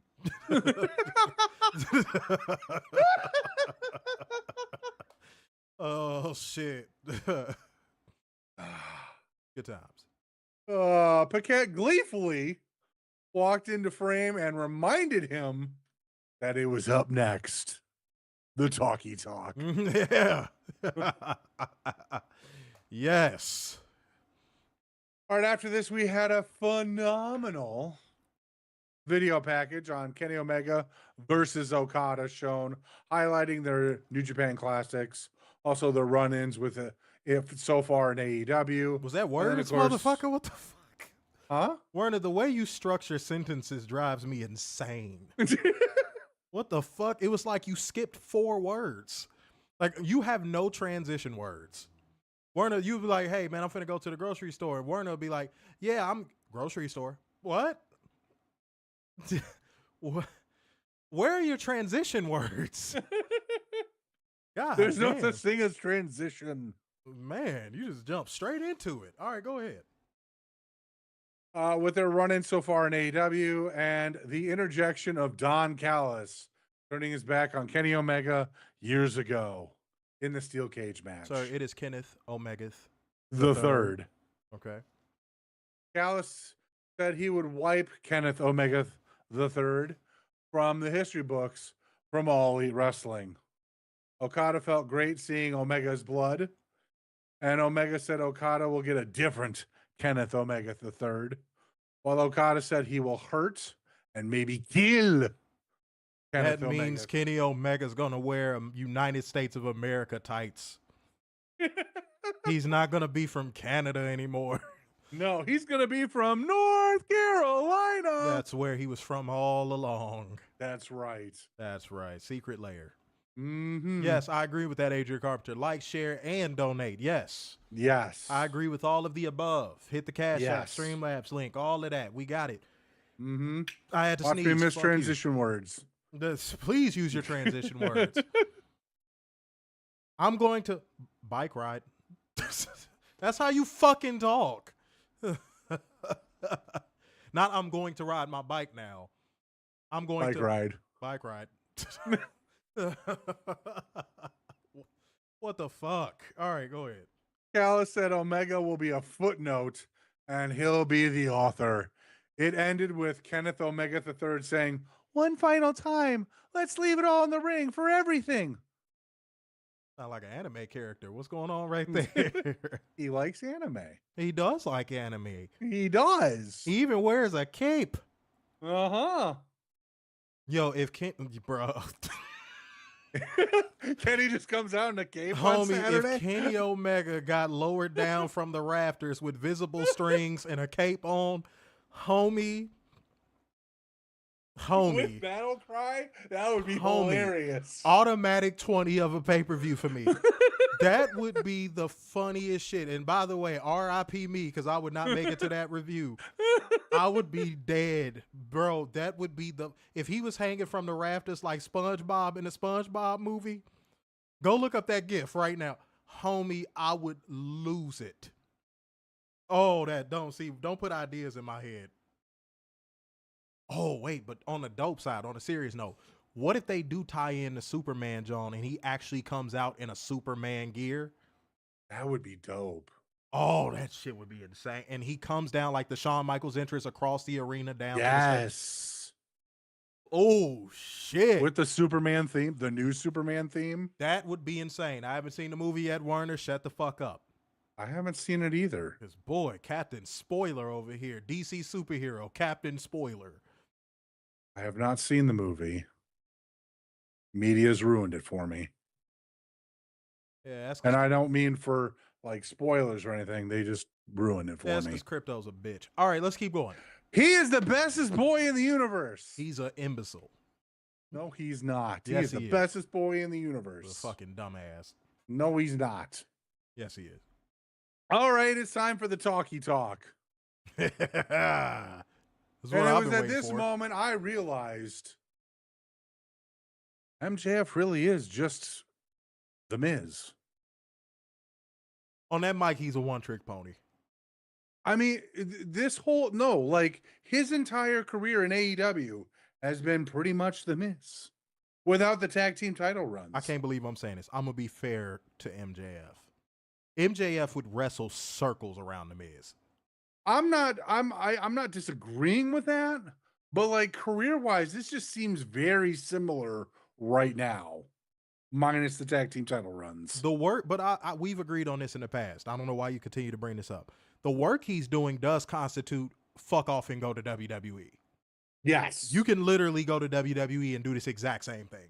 Yes. It's repetitive. It's like, dude, you could do the exact same thing on the other side. Stop plaguing the product with your fucking repetitiveness, please. But MJF as a worker is fine. But on that mic, dude, you're starting to become a one-trick fucking pony. Insert hit a nerve comment here. Insert city insult here. Insert pores here. Insert the greatest place in the world, wherever he's from, blah, blah, blah. Like, dude, you're a one-trick fucking pony. Mm-hmm. I'm so tired of MJF shtick. Like, before you know it, he's going to get passed up. The only thing it's only a matter of time. The only thing that has saved him is Toni giving him top feuds. Yep. With great workers, be it on the mic or in the ring. That's the only thing that has saved MJF. And it's funny, the only time he's really ever tried is when he's around Hangman or CM Hypocrite. Oh, him and Hangman have great chemistry. Yeah, they do. I'm not gonna speak about that bitch made Punk because he's not within the company. No. But yeah, MJF. The company is gonna pass you up too, dog. If it passed Britt up, dude, what makes you think you safe? Exactly. Alrighty, so we start off with tiny pickle signs because, you know, I gotta be sophomoric and it's funny. That shit is not funny. No. Briscoe said he agreed with the fans, but it's time to simmer down. Time for a Talky-Talk. Yeah. To which MJF said this is the dumbest shit he's ever heard in his life. Yeah. America. Fuck yeah. That's right. That's right. Texas. We were in Texas tonight. Texas. MJF mocks the crowd. Oh, what a shock. He mocks the crowd.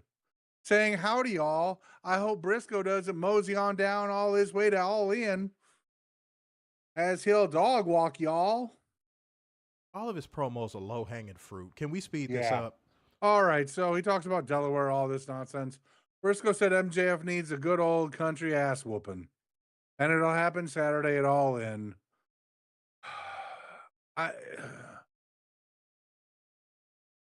Ass whooping here, ass whooping there, low hanging fruit. We bring up Jay Briscoe, the spirit of Jay Briscoe, and how Briscoe's amazing and Briscoe's in heaven and Briscoe's great or Jay's great and everything.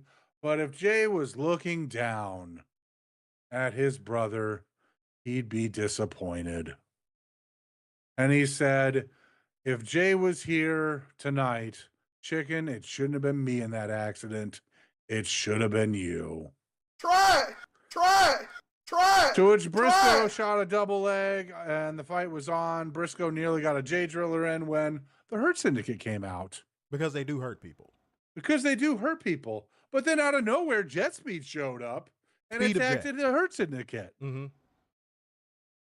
MJF tried to bolt, but Briscoe chased after him out of the building as Jet Speed continued their attack on the Hurt Syndicate, decking them with the tag team titles and slamming Benjamin into the steps as Bailey followed with a drop kick. Even with that, they still do hurt people. They do. Yes. Running a double foot flattened Lashley as Jet Speed finally, after weeks of getting their asses kicked, looked strong heading into All In. Then the Patriarchy showed up, slowly walking out from the back as Christian Cage and Kip Sabian slammed Lashley and MVIP against the barricade. Nick Wayne joined in Cage as they gave the concerto to Lashley's knee, 5 times? Yeah, but Werner wants to live under a matriarchy, just so you all know. It's the patriarchy. You want to live under a matriarchy, sir. No. Werner said, I love when women tell me what to do. Nuh-uh. All right, Werner has Diane Keaton nipple tassels in his house right now. He does. He does. They're right there on his desk. Soon as this stream ends, You know what he's going to do. Because he hurts people. But he hurts their feelings instead because he lives under a matriarchy. He doesn't cause Benjamin ate a roundhouse kick. No, I'm not done. He doesn't cause any physical pain. He just hurts you on a psychological level. You know why? Because he's an independent man that don't need no woman. Oh, God. Go ahead. Benjamin ate a roundhouse kick from Bailey as Knight followed with the UFO splash. Jet Speed and the Patriarchy stared each other down as commentary said that the tag team title match at All In now looks like a toss-up. But Werner heard toss salad. I did not hear that. Or scrambled eggs. What? Oh, don't be talking your prison babble to me. I don't want to hear about your prison slang and what you do to orifices. It's none of my business. Has anybody heard of the scrambled egg? Oh, God, Werner, get help. Get help. Get help. Go to prison therapy. I don't know what you ne'er-do-wells do. Goodness gracious. Alrighty, up next we have the Megasis. Mm-hmm. Penelope Ford or Penelope Titties. Boy, neither one of them could keep them titties. You know what? I'm playing the song. Yeah. Let me suck them titties, baby. Oh, yeah. Let me suck them titties, baby. Let me suck them titties, baby. I'm home. Yeah, hey. Hey, that's my bitch. Hey, that's my bitch. Hey, with all that fake shit. Go ahead. Versus one half of the Booty Sisters. High Booty. I'm like, goddamn, you dirty bitch. Versus You dirty Queen bitch. You Aminata. dirty bitch. Versus Thekla for the number 2 spot in the Women's Casino Gauntlet Battle Royal at All In. I think this was a mini cheat code. Because this... Lift the weights. Lift the weights. Up. I'm going to raise the roof. I will cut your feed. And then by feed, I mean your gruel. But fucking, if this suffered the same fate as that other fatal 4-way, it was one person in here that wasn't up to snuff. Now, I want to see if everybody knows who that was. I'm finna test y'all knowledge. put it in the comment section. I want to know if y'all noticed who it was. Everybody else did what they were supposed to do. It was one person. Outside of that, I agree it was a mini cheat code, but it was one person that was trying to take it out of cheat code status, not on purpose, but there you go. Uh-huh. There you go. Yeah, buddy. It was rough. Yeah. What? Aminata? What? No. What? No. No. No, it was Ty. It was Ty Booty. It was Ty Booty all the way. Oh my God. She was in that motherfucker slopping it up. Thankfully, the other 3 ladies were performing up to standard. So again, I still agree it was a mini cheat code, but Ty, good Lord, woman. Well, not to defend, but like, isn't this like her 3rd match back? That is defend. Not to defend, but let me defend. Warner, I get it that you live under a matriarchy, but that doesn't mean you have to protect all women.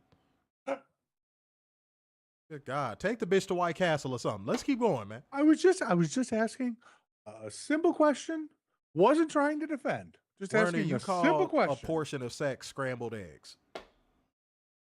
It's from a song from Frasier, okay? Oh, wow. Let's show your mayonnaise in the stream now, too. Goodness gracious. Go ahead. Mayo babble. Alrighty. Megan Bayne returned and flattened Queen Aminata with a running Liger bomb to win. She Megan won? Bayne, Megan Bayne won the Megasis. Has earned the number 2 spot in the Women's Casino Gauntlet at All In, with number 1 being Chris Statlander. So, unless Tony Khan has something way bigger planned that we just don't know about yet,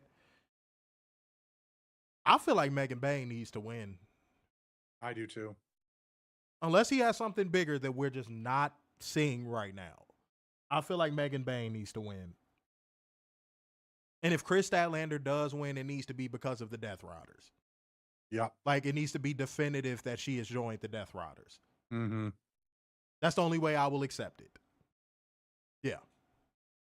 But outside of that, yeah, all the ladies did their thing except for Ty in this match. I don't know what else to say. Werner's still living under a matriarchy.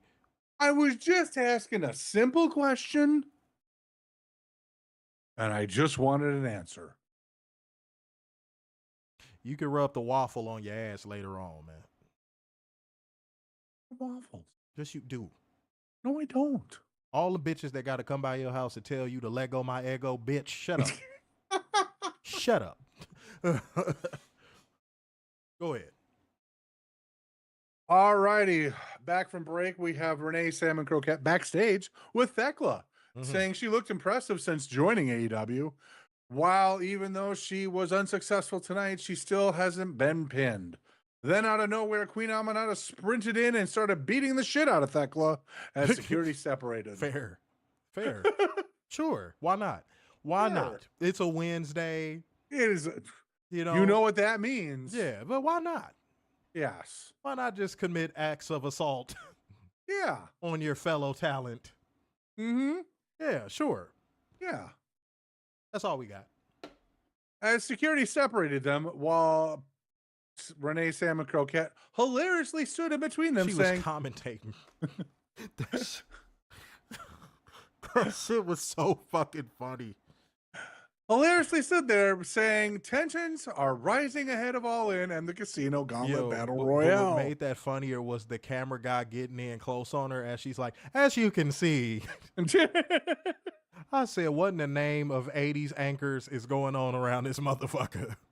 See, it's little things like this that you can do to have comedy in your shows without needing a comedy act. Mm-hmm.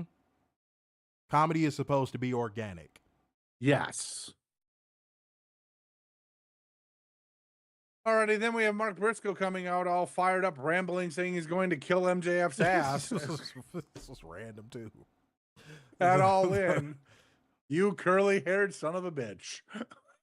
That's another fundamental difference between this product and that other product. When they do something random, it typically hits because it fits the character of whoever is doing the random shit. Because of course, Mark Briscoe just shows up during fucking chaos. Why not? Like, why not? But no, that was funny. That was funny. Go ahead. Mm-hmm. All right, up next, we have the AEW Trios champion, Samoa Joe, versus Wheeler Yuta. Not them chanting, get a haircut at him, no. Yes. We start off the match with get a haircut. Not them chanting, get a haircut at him, yo. Bruh. Garland, Texas, y'all get a thumbs up from me just for that alone. I'm going to call it right now. Garland is a AEW town. Oh, yeah. This crowd was into it the entire night. Totally an AEW crowd. Yeah, they got them on lock. Yeah. To make a long story short, Wheeler Yuta landed into a coquina clutch really quickly for a quick submission. Post-match, Gabe Kidd out of nowhere attacked Joe from behind and put the boots to him with Yuta before Powerhouse Hobbs and Shibata sprinted out as Kidd and Yuta escaped. When is he going to become Gabe Adult? He will never become Gabe Adult. He will be forever Gabe Kidd. Damn it. Mm-hmm. We lost one. Mm-hmm. All right, back from break. We are at the main event. We have AEW World Champion Jon Moxley with Marina Shafir, her sexy ass. I'm like, goddamn, you dirty bitch. With You Claudio dirty bitch, you dirty Castagnoli and bitch. the Young Bucks, Matthew and Nicholas Jackson, taking on Hangman Adam Page, Willith Ospreith III, Yes.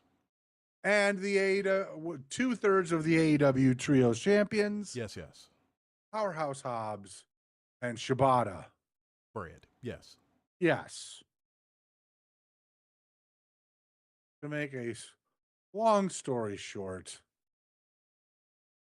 the Bucks hit a EVP trigger on Shibata, allowing Moxley to tag in and hit Castagnoli hit a neuralizer on Shibata as Moxley applied the Bulldog choke to win. Post-match, chaos. And lots of it. Lots of every which way. Every which way. Post-match, Paige ran into the ring and got in a few punches before Wheeler and Gabe Kidd hit the ring with Shafir, handed a chain to Moxley, who wrapped it around the throat of Paige. Ospreay tried to make the save, but was beaten down for his efforts as well. The Bucks and Death Riders stood tall as Shafir handed the Bucks plastic bags, while Ospreay and Paige were held until Swerve Strickland was shown on the big screen. Strickland was sitting in a dirt digger, telling the Young Bucks what they have done this year has been out of control, so that he takes some of it back, leaving the rest for Ospreay and himself at All In. The rest, this is how vengeance goes, as Strickland smashes the Young Bucks limousine with the dirt digger repeatedly, causing the Bucks to run out of the ring. Samoa Joe ran in and helped make the save. Ospreay hit a huge dive onto the Death Riders as Strickland got out of the digger and flipped off the cameras, asking whose house. Paige, meanwhile, was Damn, let about it breathe. Let it breathe. Damn, you just running through the moments. Let it breathe. Damn, and Swerve does swerve when he drives. Yes, he does. Yes. Yes. Just running through the moments. People like, oh, that was a good Oh, wait, he's off of it. He's off of it. He's off of it. Damn, all right, go ahead. No, if you... All right. Here's the Death Riders.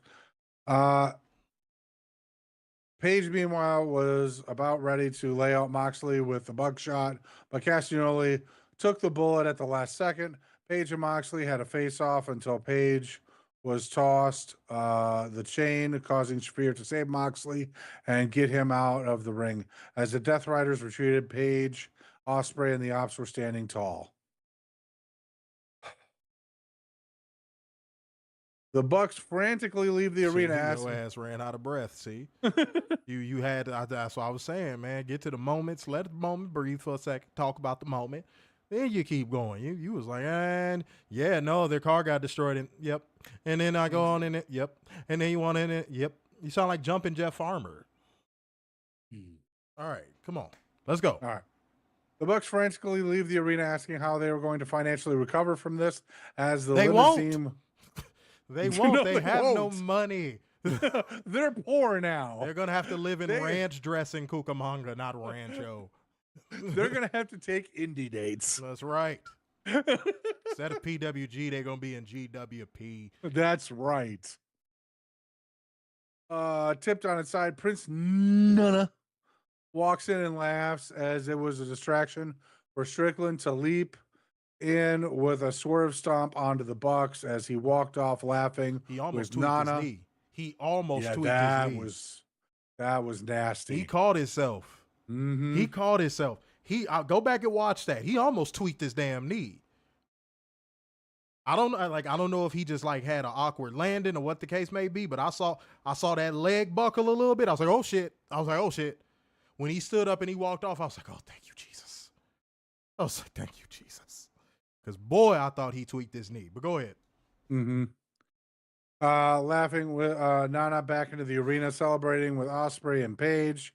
Stared down Moxley, then back at Ospreay and Strickland as the show closed.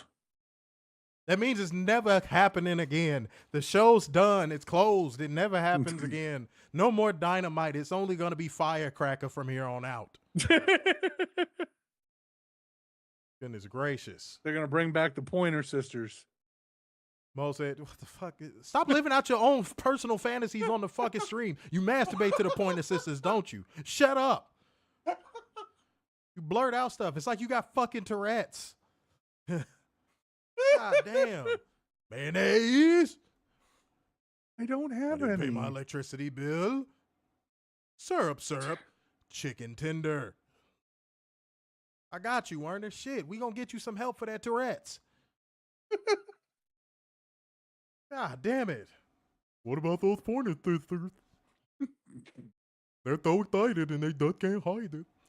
All right. We're too far forward. Luckily, he went with his moment. Yeah, dude, I was like, oh, thank you, Jesus. Bro, like I saw that leg buckle. I said, please, God, he didn't make it this far just to get injured.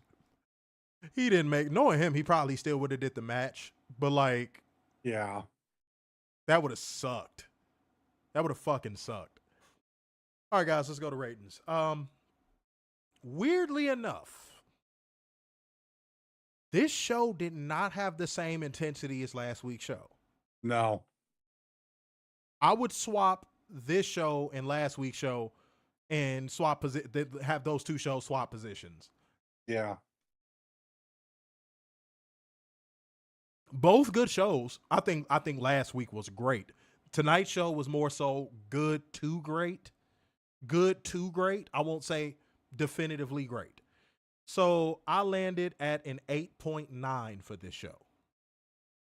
It did what it was supposed to do. It established who you're supposed to cheer and who you're supposed to boo, who's the baby faces and who's the heels, why this feud matters and why you should tune in. It did what it was supposed to do for a go-home show, but I still would have swapped last week's show for this show. Either way, but still, 8.9, moment of the night. You know what? I'm going to go with the Young Bucks running out of money. However, will they recover financially from their stretch 300 being crushed? I'm actually at 9.4. What? Yeah, I know.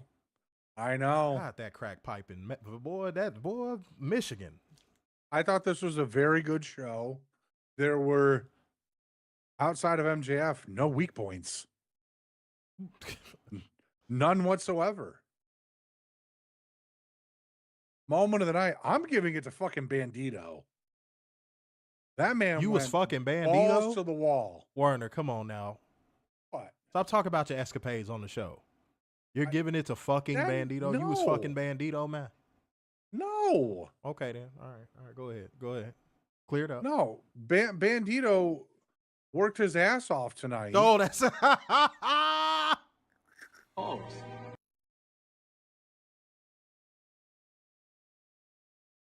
Not me giving you an out and you making it worse. Not me giving you an out and you making it worse. Come on, Werner. Shit. Bandito earned his paycheck tonight. There you go. God damn. Butt sex. I have never said that. He worked his ass off tonight. That's right. You shake those little buns for that cash. Go ahead, Werner. Go ahead. Finish it. You know what? Real quick. When I saw Swerve outside, I'm like, that motherfucker's gonna light a school on fire. Hey. Like I was like all excited for him to light a school on fire. Lots of fun. Good time. See what we got. Mo said 8.5 moment of the night, the opening match. 28 minutes and 6 seconds of wrestling on SmackDown, not surprised. 34 minutes and 18 seconds of wrestling on Raw, not surprised. Goodness gracious. Xavier said 8.7 out of 10 moment of the night, main event. Mo said hour and 6 minutes and 58 seconds on Collision, 48 minutes and 36 seconds on Dynamite. Dynamite. Miguel said 8.8 moment of the night, Swerve smashing the Bucks limo. See what we got. Okay. All right. Well, shit. If that's all y'all got, all right. That's how y'all feel. Fuck it. Let's go to investment ratings and let's get up out of here. All righty. In no particular order, we're going to start off with the three-way tag team match. The Hurt Syndicate, because they hurt people, taking on Jet Speed versus the Patriarchy, Which for you the resent. AEW World Tag Team Championship. Okay. Match quality. No, I'm not going to do that. I compiled everything together. Okay, so overall, I'm at about a 6. I'm hoping that the match quality delivers. Like, this needs to be one of those matches that puts AEW's tag division on the map. Yeah. like since the Lucha Brothers left, and this needs to. Betty, let me correct myself. This needs to reestablish the tag division in AEW. Because we all know Private Party failed at that. Yeah. It's unfortunate because we were rooting for them to succeed. Oh, big time. But yeah, 6 for me.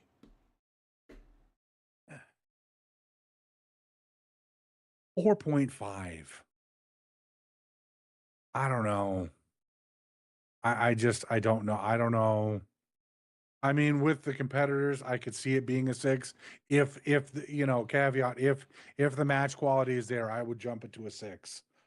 But I don't know. Especially after the clunker at Double or Nothing.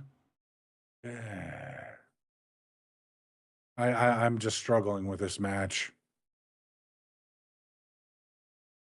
Already up next, we got Adam Cole, baby, versus Kyle Fletcher. But you forget Wheeler Ospreay at the third. Pasty bitch. But yes, go ahead. And a singles match for the AEW TNT Championship. 9. I'm at a 9 too. I'll be at a 10 if Kyle Fletcher wins. I think that has show stealer potential. I think Adam Cole is going to reestablish himself as one of the guys that is a top of the card guy in AEW. I do. I firmly believe that. I hope so. It needs to be in a loss, but yeah, I still think Adam Cole is going to have a.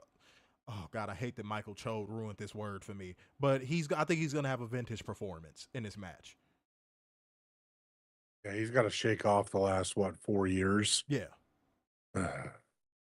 I hope he can do it. I really do. Alrighty, up next we got Swerve Strickland versus Willith Ospreay the Third versus the Young Bucks, Matthew and Nicholas Jackson. If Ospreay the Third and Strickland lose, they cannot challenge the AEW World Title for 1 year. If the Bucks lose, they will be stripped of their EVP titles. Truth be told, there's so many matches on this card that can steal the show, but I think Swerve and Ospreay and the Young Bucks are going to turn everything up to 11, not 10. They're going to turn it up to 11. I'm going 10. I think they're going to go balls to the wall. I'm going 10. I'd be shocked if it was anything less.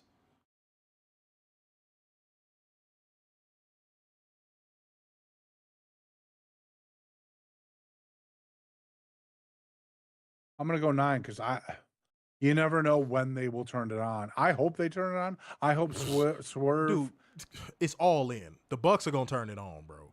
I hope so. It's all in. Come on now. I hope so. Already up next, we have the Women's Casino Gauntlet match for a future AEW Women's World Title match. I'm cautiously optimistic, and I'm going to tell you why. This applies to the women's and the men's. I think we get a decent amount of surprises in both. Mm-hmm. But that's not what I'm going to base my rating off of. I actually want these matches to be quality. I'm going to go for the women's. I'm going to go 7.5. They got to prove it. Because a lot of people, including the women, were begging for this match to be made for them. Mm-hmm. They got to go out there and prove it. So I'm going 7.5. I'm with you on that. I completely agree. Especially with you got Evolution staring at you on you got to prove it on Sunday. You got to prove it. Especially with their ill-conceived battle royal. Yeah, Toni and Mercedes and this women's battle, they gotta shut down any narratives about their women's division that night. Yeah. That weight lies upon them, and they can't get mad if they don't live up to the bar. Go ahead. Yeah. I'm with you there. So up next, the men's Casino Gauntlet match for a future AEW World Championship match. Because I think it's going to be a lot of MJF fuckery involved in this match, I'm going to go 5. They got to prove it too. I think this is another prove it match where it's like, prove me wrong. Like, I don't have high expectations for this. Prove me wrong. Oh, and Richard O'Shea got announced for it too, by the way, guys. Yeah, prove me wrong. That's all I got. Caveat. If Mystico wins, I'll give this an 8. If it's anyone else like MJF, I'm going to give this a 5. Dude, that's where I see it going. Yeah. Main roster fuckery into a win. Mm-hmm. Like, you going to think one person won, and then MJF is going to sneak in and get the win. Yeah. Like they do with Royal Rumbles all the time. It's like a tale as old as time with fucking MJF. I'm not interested. Yeah. I'm not interested. I just have a feeling that that's what's going to happen. Now, if you want to go caveats, sure, I'll go 1. If anyone but MJF wins, it goes up to an 8. I chose Mystico because that would be interesting for Forbidden Door. I feel you, but I just got a feeling this is where Toni is going to go. Yeah. At least we won't see jokers in this match. You still love the fact that that happened. The fact that Leo Rush was the Joker in one of those was just wrong. What, did you want him to be the Batman, bitch? Keep going. No. Alrighty, up next, we got Okada, the Continental Champion, taking on Kenneth Omega the Third. Shut that noise up. 10. Are you serious? Are you serious? For the international title. Are you serious? In a winner-take-all match to unify the AEW Continental Championship and the AEW International Championship to the inaugural AEW Unified Championship. 10. 10. 10. Fucking 10. 10. Not even moving off of it. 10. 10. Matthew Show said if Orange Cassidy gets in the man's 0, I wouldn't be surprised. That's what I'm saying. I think Tony Khan is going to get his willies off in that fucking man's gauntlet. And I'm just not, the thought of it just, I can't do it. I can't. You know who you're seeing in the women's. Yeah. Yeah. Uh-huh. Yeah. Yeah. Yeah. Unfortunately. Yeah. Yeah.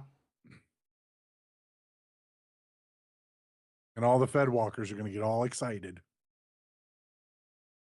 All righty, up next, we got Jon Moxley versus a Hangman Adam Page in a Texas death match. 10, 10, 10, 10, 10. I think that is going to be a defining moment in AEW history. Mark my words. I think that match is going to change the landscape of professional wrestling as we know it. It has that potential. Will it do that? Who knows? Yet to be seen.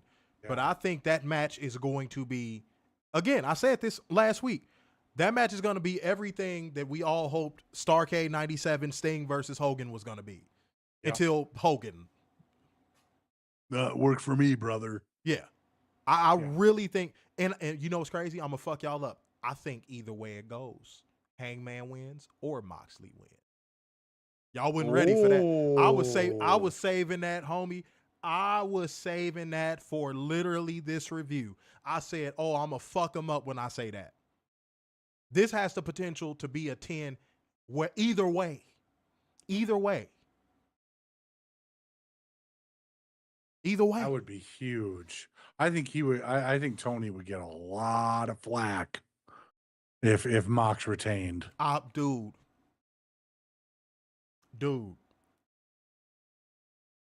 I'm down either way. Yeah. No, I'm with you, but I just think Tony's going to get a lot of flack.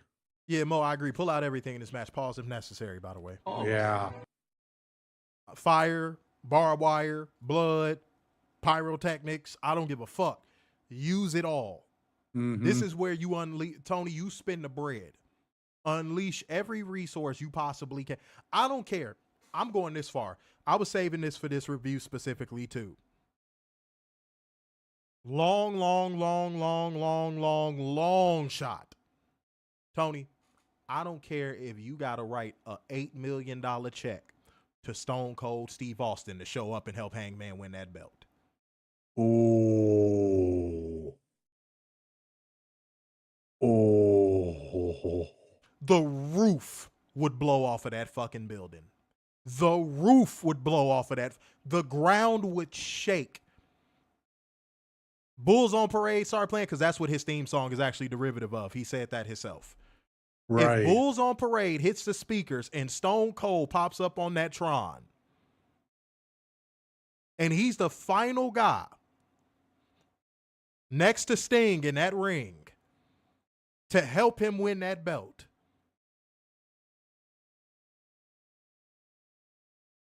like, let's say Sting gets taken out, and they're like, oh, who's going to help Hangman now? Then you hear some glass shatter, and you hear da-na-na-na-na-na-na, and Stone Cold comes walking down that motherfucking ramp. Just for one With night. beer. Just a one-off. Just a one-off. Yeah. Just a one-off. You pay him $8 million to come there for one night. You would have officially shifted the landscape of professional wrestling. Yeah, because then everyone's gonna be like, when's Stone Cold gonna show back up again? You want to get your ratings back into the millions again, Tony? That's how you do it. Yeah. Do the completely unexpected.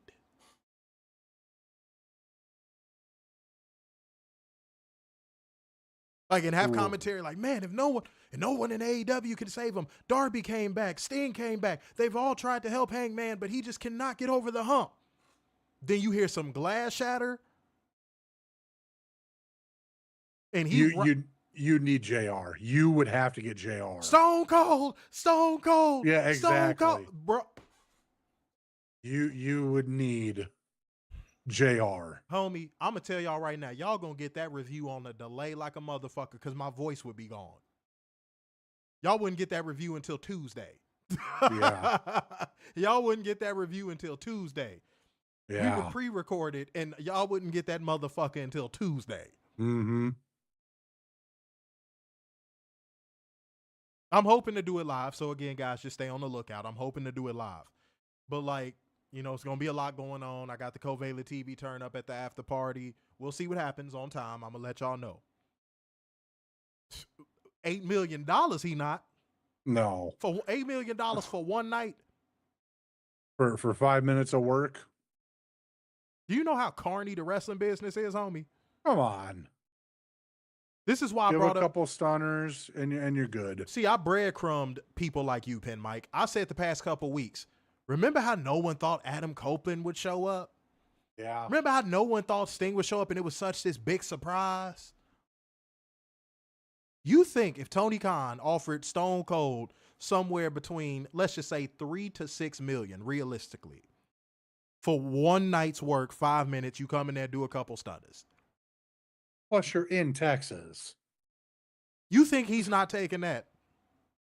It's his home freaking state. Like, ask yourself that question. Do you think he's not taking that? As carny as the wrestling business is, do you think he's not taking that? Plus, it would be monumental. And I wouldn't want him to come out there on no ATV. No, I want Stone Cold to walk all the way down that ramp. Yeah. And I would just want the camera on Moxley's face half of the time. Mm-hmm. Because you know Moxley would sell the shit out of that.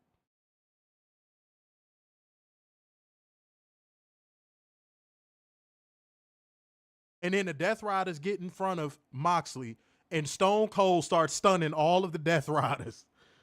And then he finally stands up and he gets face to face with Moxley. And then he acts like he's going to walk off, and he's like, ah. Then he turns around and stuns him. The roof would blow off of that fucking building. I know it's wishful thinking, and I even acknowledge it's a long shot. Yep. But if Tony did that, if he backed up the Brinks truck to get Stone Cold to appear for one night, and you notice they've been keeping Jim Ross real close to the vest too on if he's going to be there or not. Right. Even Jim Ross has been like, yeah, I hope I'm there. You know, with you, I think it was what, Monday? You said that they were doing separate things for media, one for scrum, and the scrum and one for the show. Mm-hmm. I mean, that would be one way to separate, that would be one hell of a reason to separate your media. Because if Stone Cold comes to the scrum with beers, oh dear Lord, dude,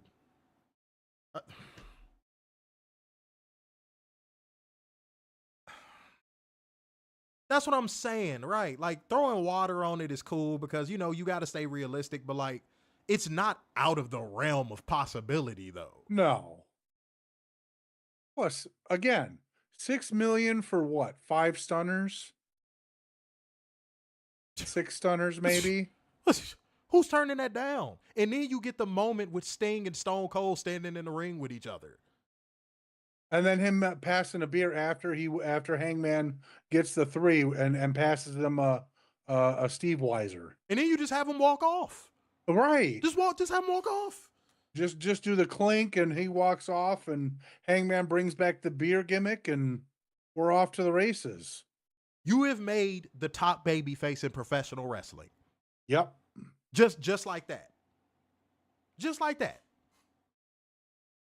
It's an investment. It's an investment, a hefty one, but I think it's worth the price. No, I would too. If I had that opportunity, I'd take it. I would call him and be like, Steve, what will it take? Yeah. What will it take? 6 stunners and a couple of beers. What will it take? You tell me your price. What will it take? And to all the people that, well, he's a lifer. Vince ain't there. That was who he was loyal to. That's who he was loyal to. He ain't loyal to Hunter. Now, he probably has a friendship, but now if we were talking about like Taker, sure. Yeah. Throw as much cold water on it as possible. Yeah, that ain't happening. But man, if that happens, woo! Y'all, I'm telling y'all not going to get a review until Tuesday, and it's going to be a pre-record. Mm-hmm. My voice is going to be gone. Gone. My voice is going to be gone if Sting shows up. Gone. If I call Werner and I'm like, hey, man, I still got a voice, it's going to be by some miracle. Yeah. Said 10 million. Dude, I don't even think it'll take that much. No. I think if he calls him and say, it goes, Steve, what will it take? And Steve says, yeah, give me 5 million and you got a deal. We'll even promote your beer. We'll put it on the lower third. Whatever you want. The entire time you're on there. Whatever you want. Whatever you want to promote. We'll put it because Tony's great about that. Yes. Unlike other companies. We'll put it on the media scrum banner. Yeah. The whole thing, the whole kit and caboodle. There was a lot of people that didn't think Ric Flair was going to show up in AEW at some point. But he did. With his mushroom water. Yeah, right? Yeah. But yeah, no. I don't see the more I'm thinking about it, like, dude, my chest is getting hot. Like, I would lose it. I would fucking lose it. You want to talk about a make me feel like a kid again moment? Oh, God. Just hearing the glass break. And then hearing the song that his theme song actually should have been, but WWE was too cheap to pay for rights. Right. Not to say his theme song isn't iconic. But imagine, again, glass shatter, and then Bulls on Parade comes over the loudspeaker. Don't get me started. Let's get out of here before I see. And then JR go, Stone Cold! Stone Cold! And that would be, and you know what's sad? I hate to say it like this. That'd probably be JR's last vintage call. Yeah. He's stomping a mud hole in him. A mud hole. Yeah, he could wear whatever he fucking want. I don't care. He could come out there in a goddamn tutu if he want to. Right. What will it take to get you in this building? That's what I'm saying, dude. The roof would blow off of that place if you hit a glass shatter. We're not even talking about the best part. What? The IWC would melt. Oh, yeah. Oh, that alone would make it worth it. Could you imagine WWE drones? That's going to break the algorithm. That's going to break the algorithm. The algorithm would be shattered, like the glass in the steams. The algorithm would shatter. The pro wrestling algorithm would shatter. That's why I want it so bad. That's why I want it so bad. Oh my goodness. Tony, you gotta think of these things, dude. Yeah, maybe he did. We'll see. We'll see. Because that would be huge, man. That would be fucking huge. But guys, we gave y'all an extra heaping dose of that great work. Wait, clear the air, by the way. Go ahead. We still have one more match. Oh, we do? Uh-huh. Oh, shit. Go for it. And last but not least, Timeless Toni Storm versus Mercedes Moné for the AEW Women's World Championship. 10. Both of them have been operating at a 10 all year. I don't see a reason why this match wouldn't be a 10. I agree. And it's another one where it's like, I don't care either way it goes. Yeah. Either way it goes, I'm happy. And I love the unpredictability going into this card. There's a lot of people that think they know what certain outcomes are going to be, but y'all don't know nothing. I hate to say it. Like, dude, this is going to be one for the books. I think this show is going to be insane. I cannot wait to get down there. Clear the air. I'm walking right into the chaos, by the way. I meant to tell y'all that. Like, from the moment I get there, I'm going to be going straight to the stadium. Like, I don't get a chance to rest or nothing. Like, I'm checking in, then I'm going straight there. Like, it's going to be fucking chaos, and I'm here for it. But yeah, clear the air. As I always say before I travel, guys, as I always say, man, just pray for my safe travels. That's it. That's all I got. Go ahead. Safe travels to you, sir. Pray for the people in Texas. Yes. With the flooding and everything.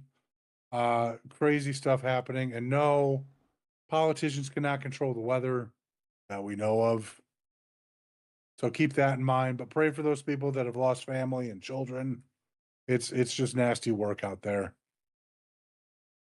Cool. Well, guys, it's time for us to get the fuck up out of here, man. So therefore, going once, going twice, and so to the man with the braids in his hat. So, sign off yet again. It's the epitome of black excellence, the king of dimes, just your boy, Mr. Starks, and the beacon of hope worldwide, the Messiah, Sammy Cute Sixes, and the internal pessimist, Big Dub. Peace out, y'all. I'm going to go sleep this grogginess off.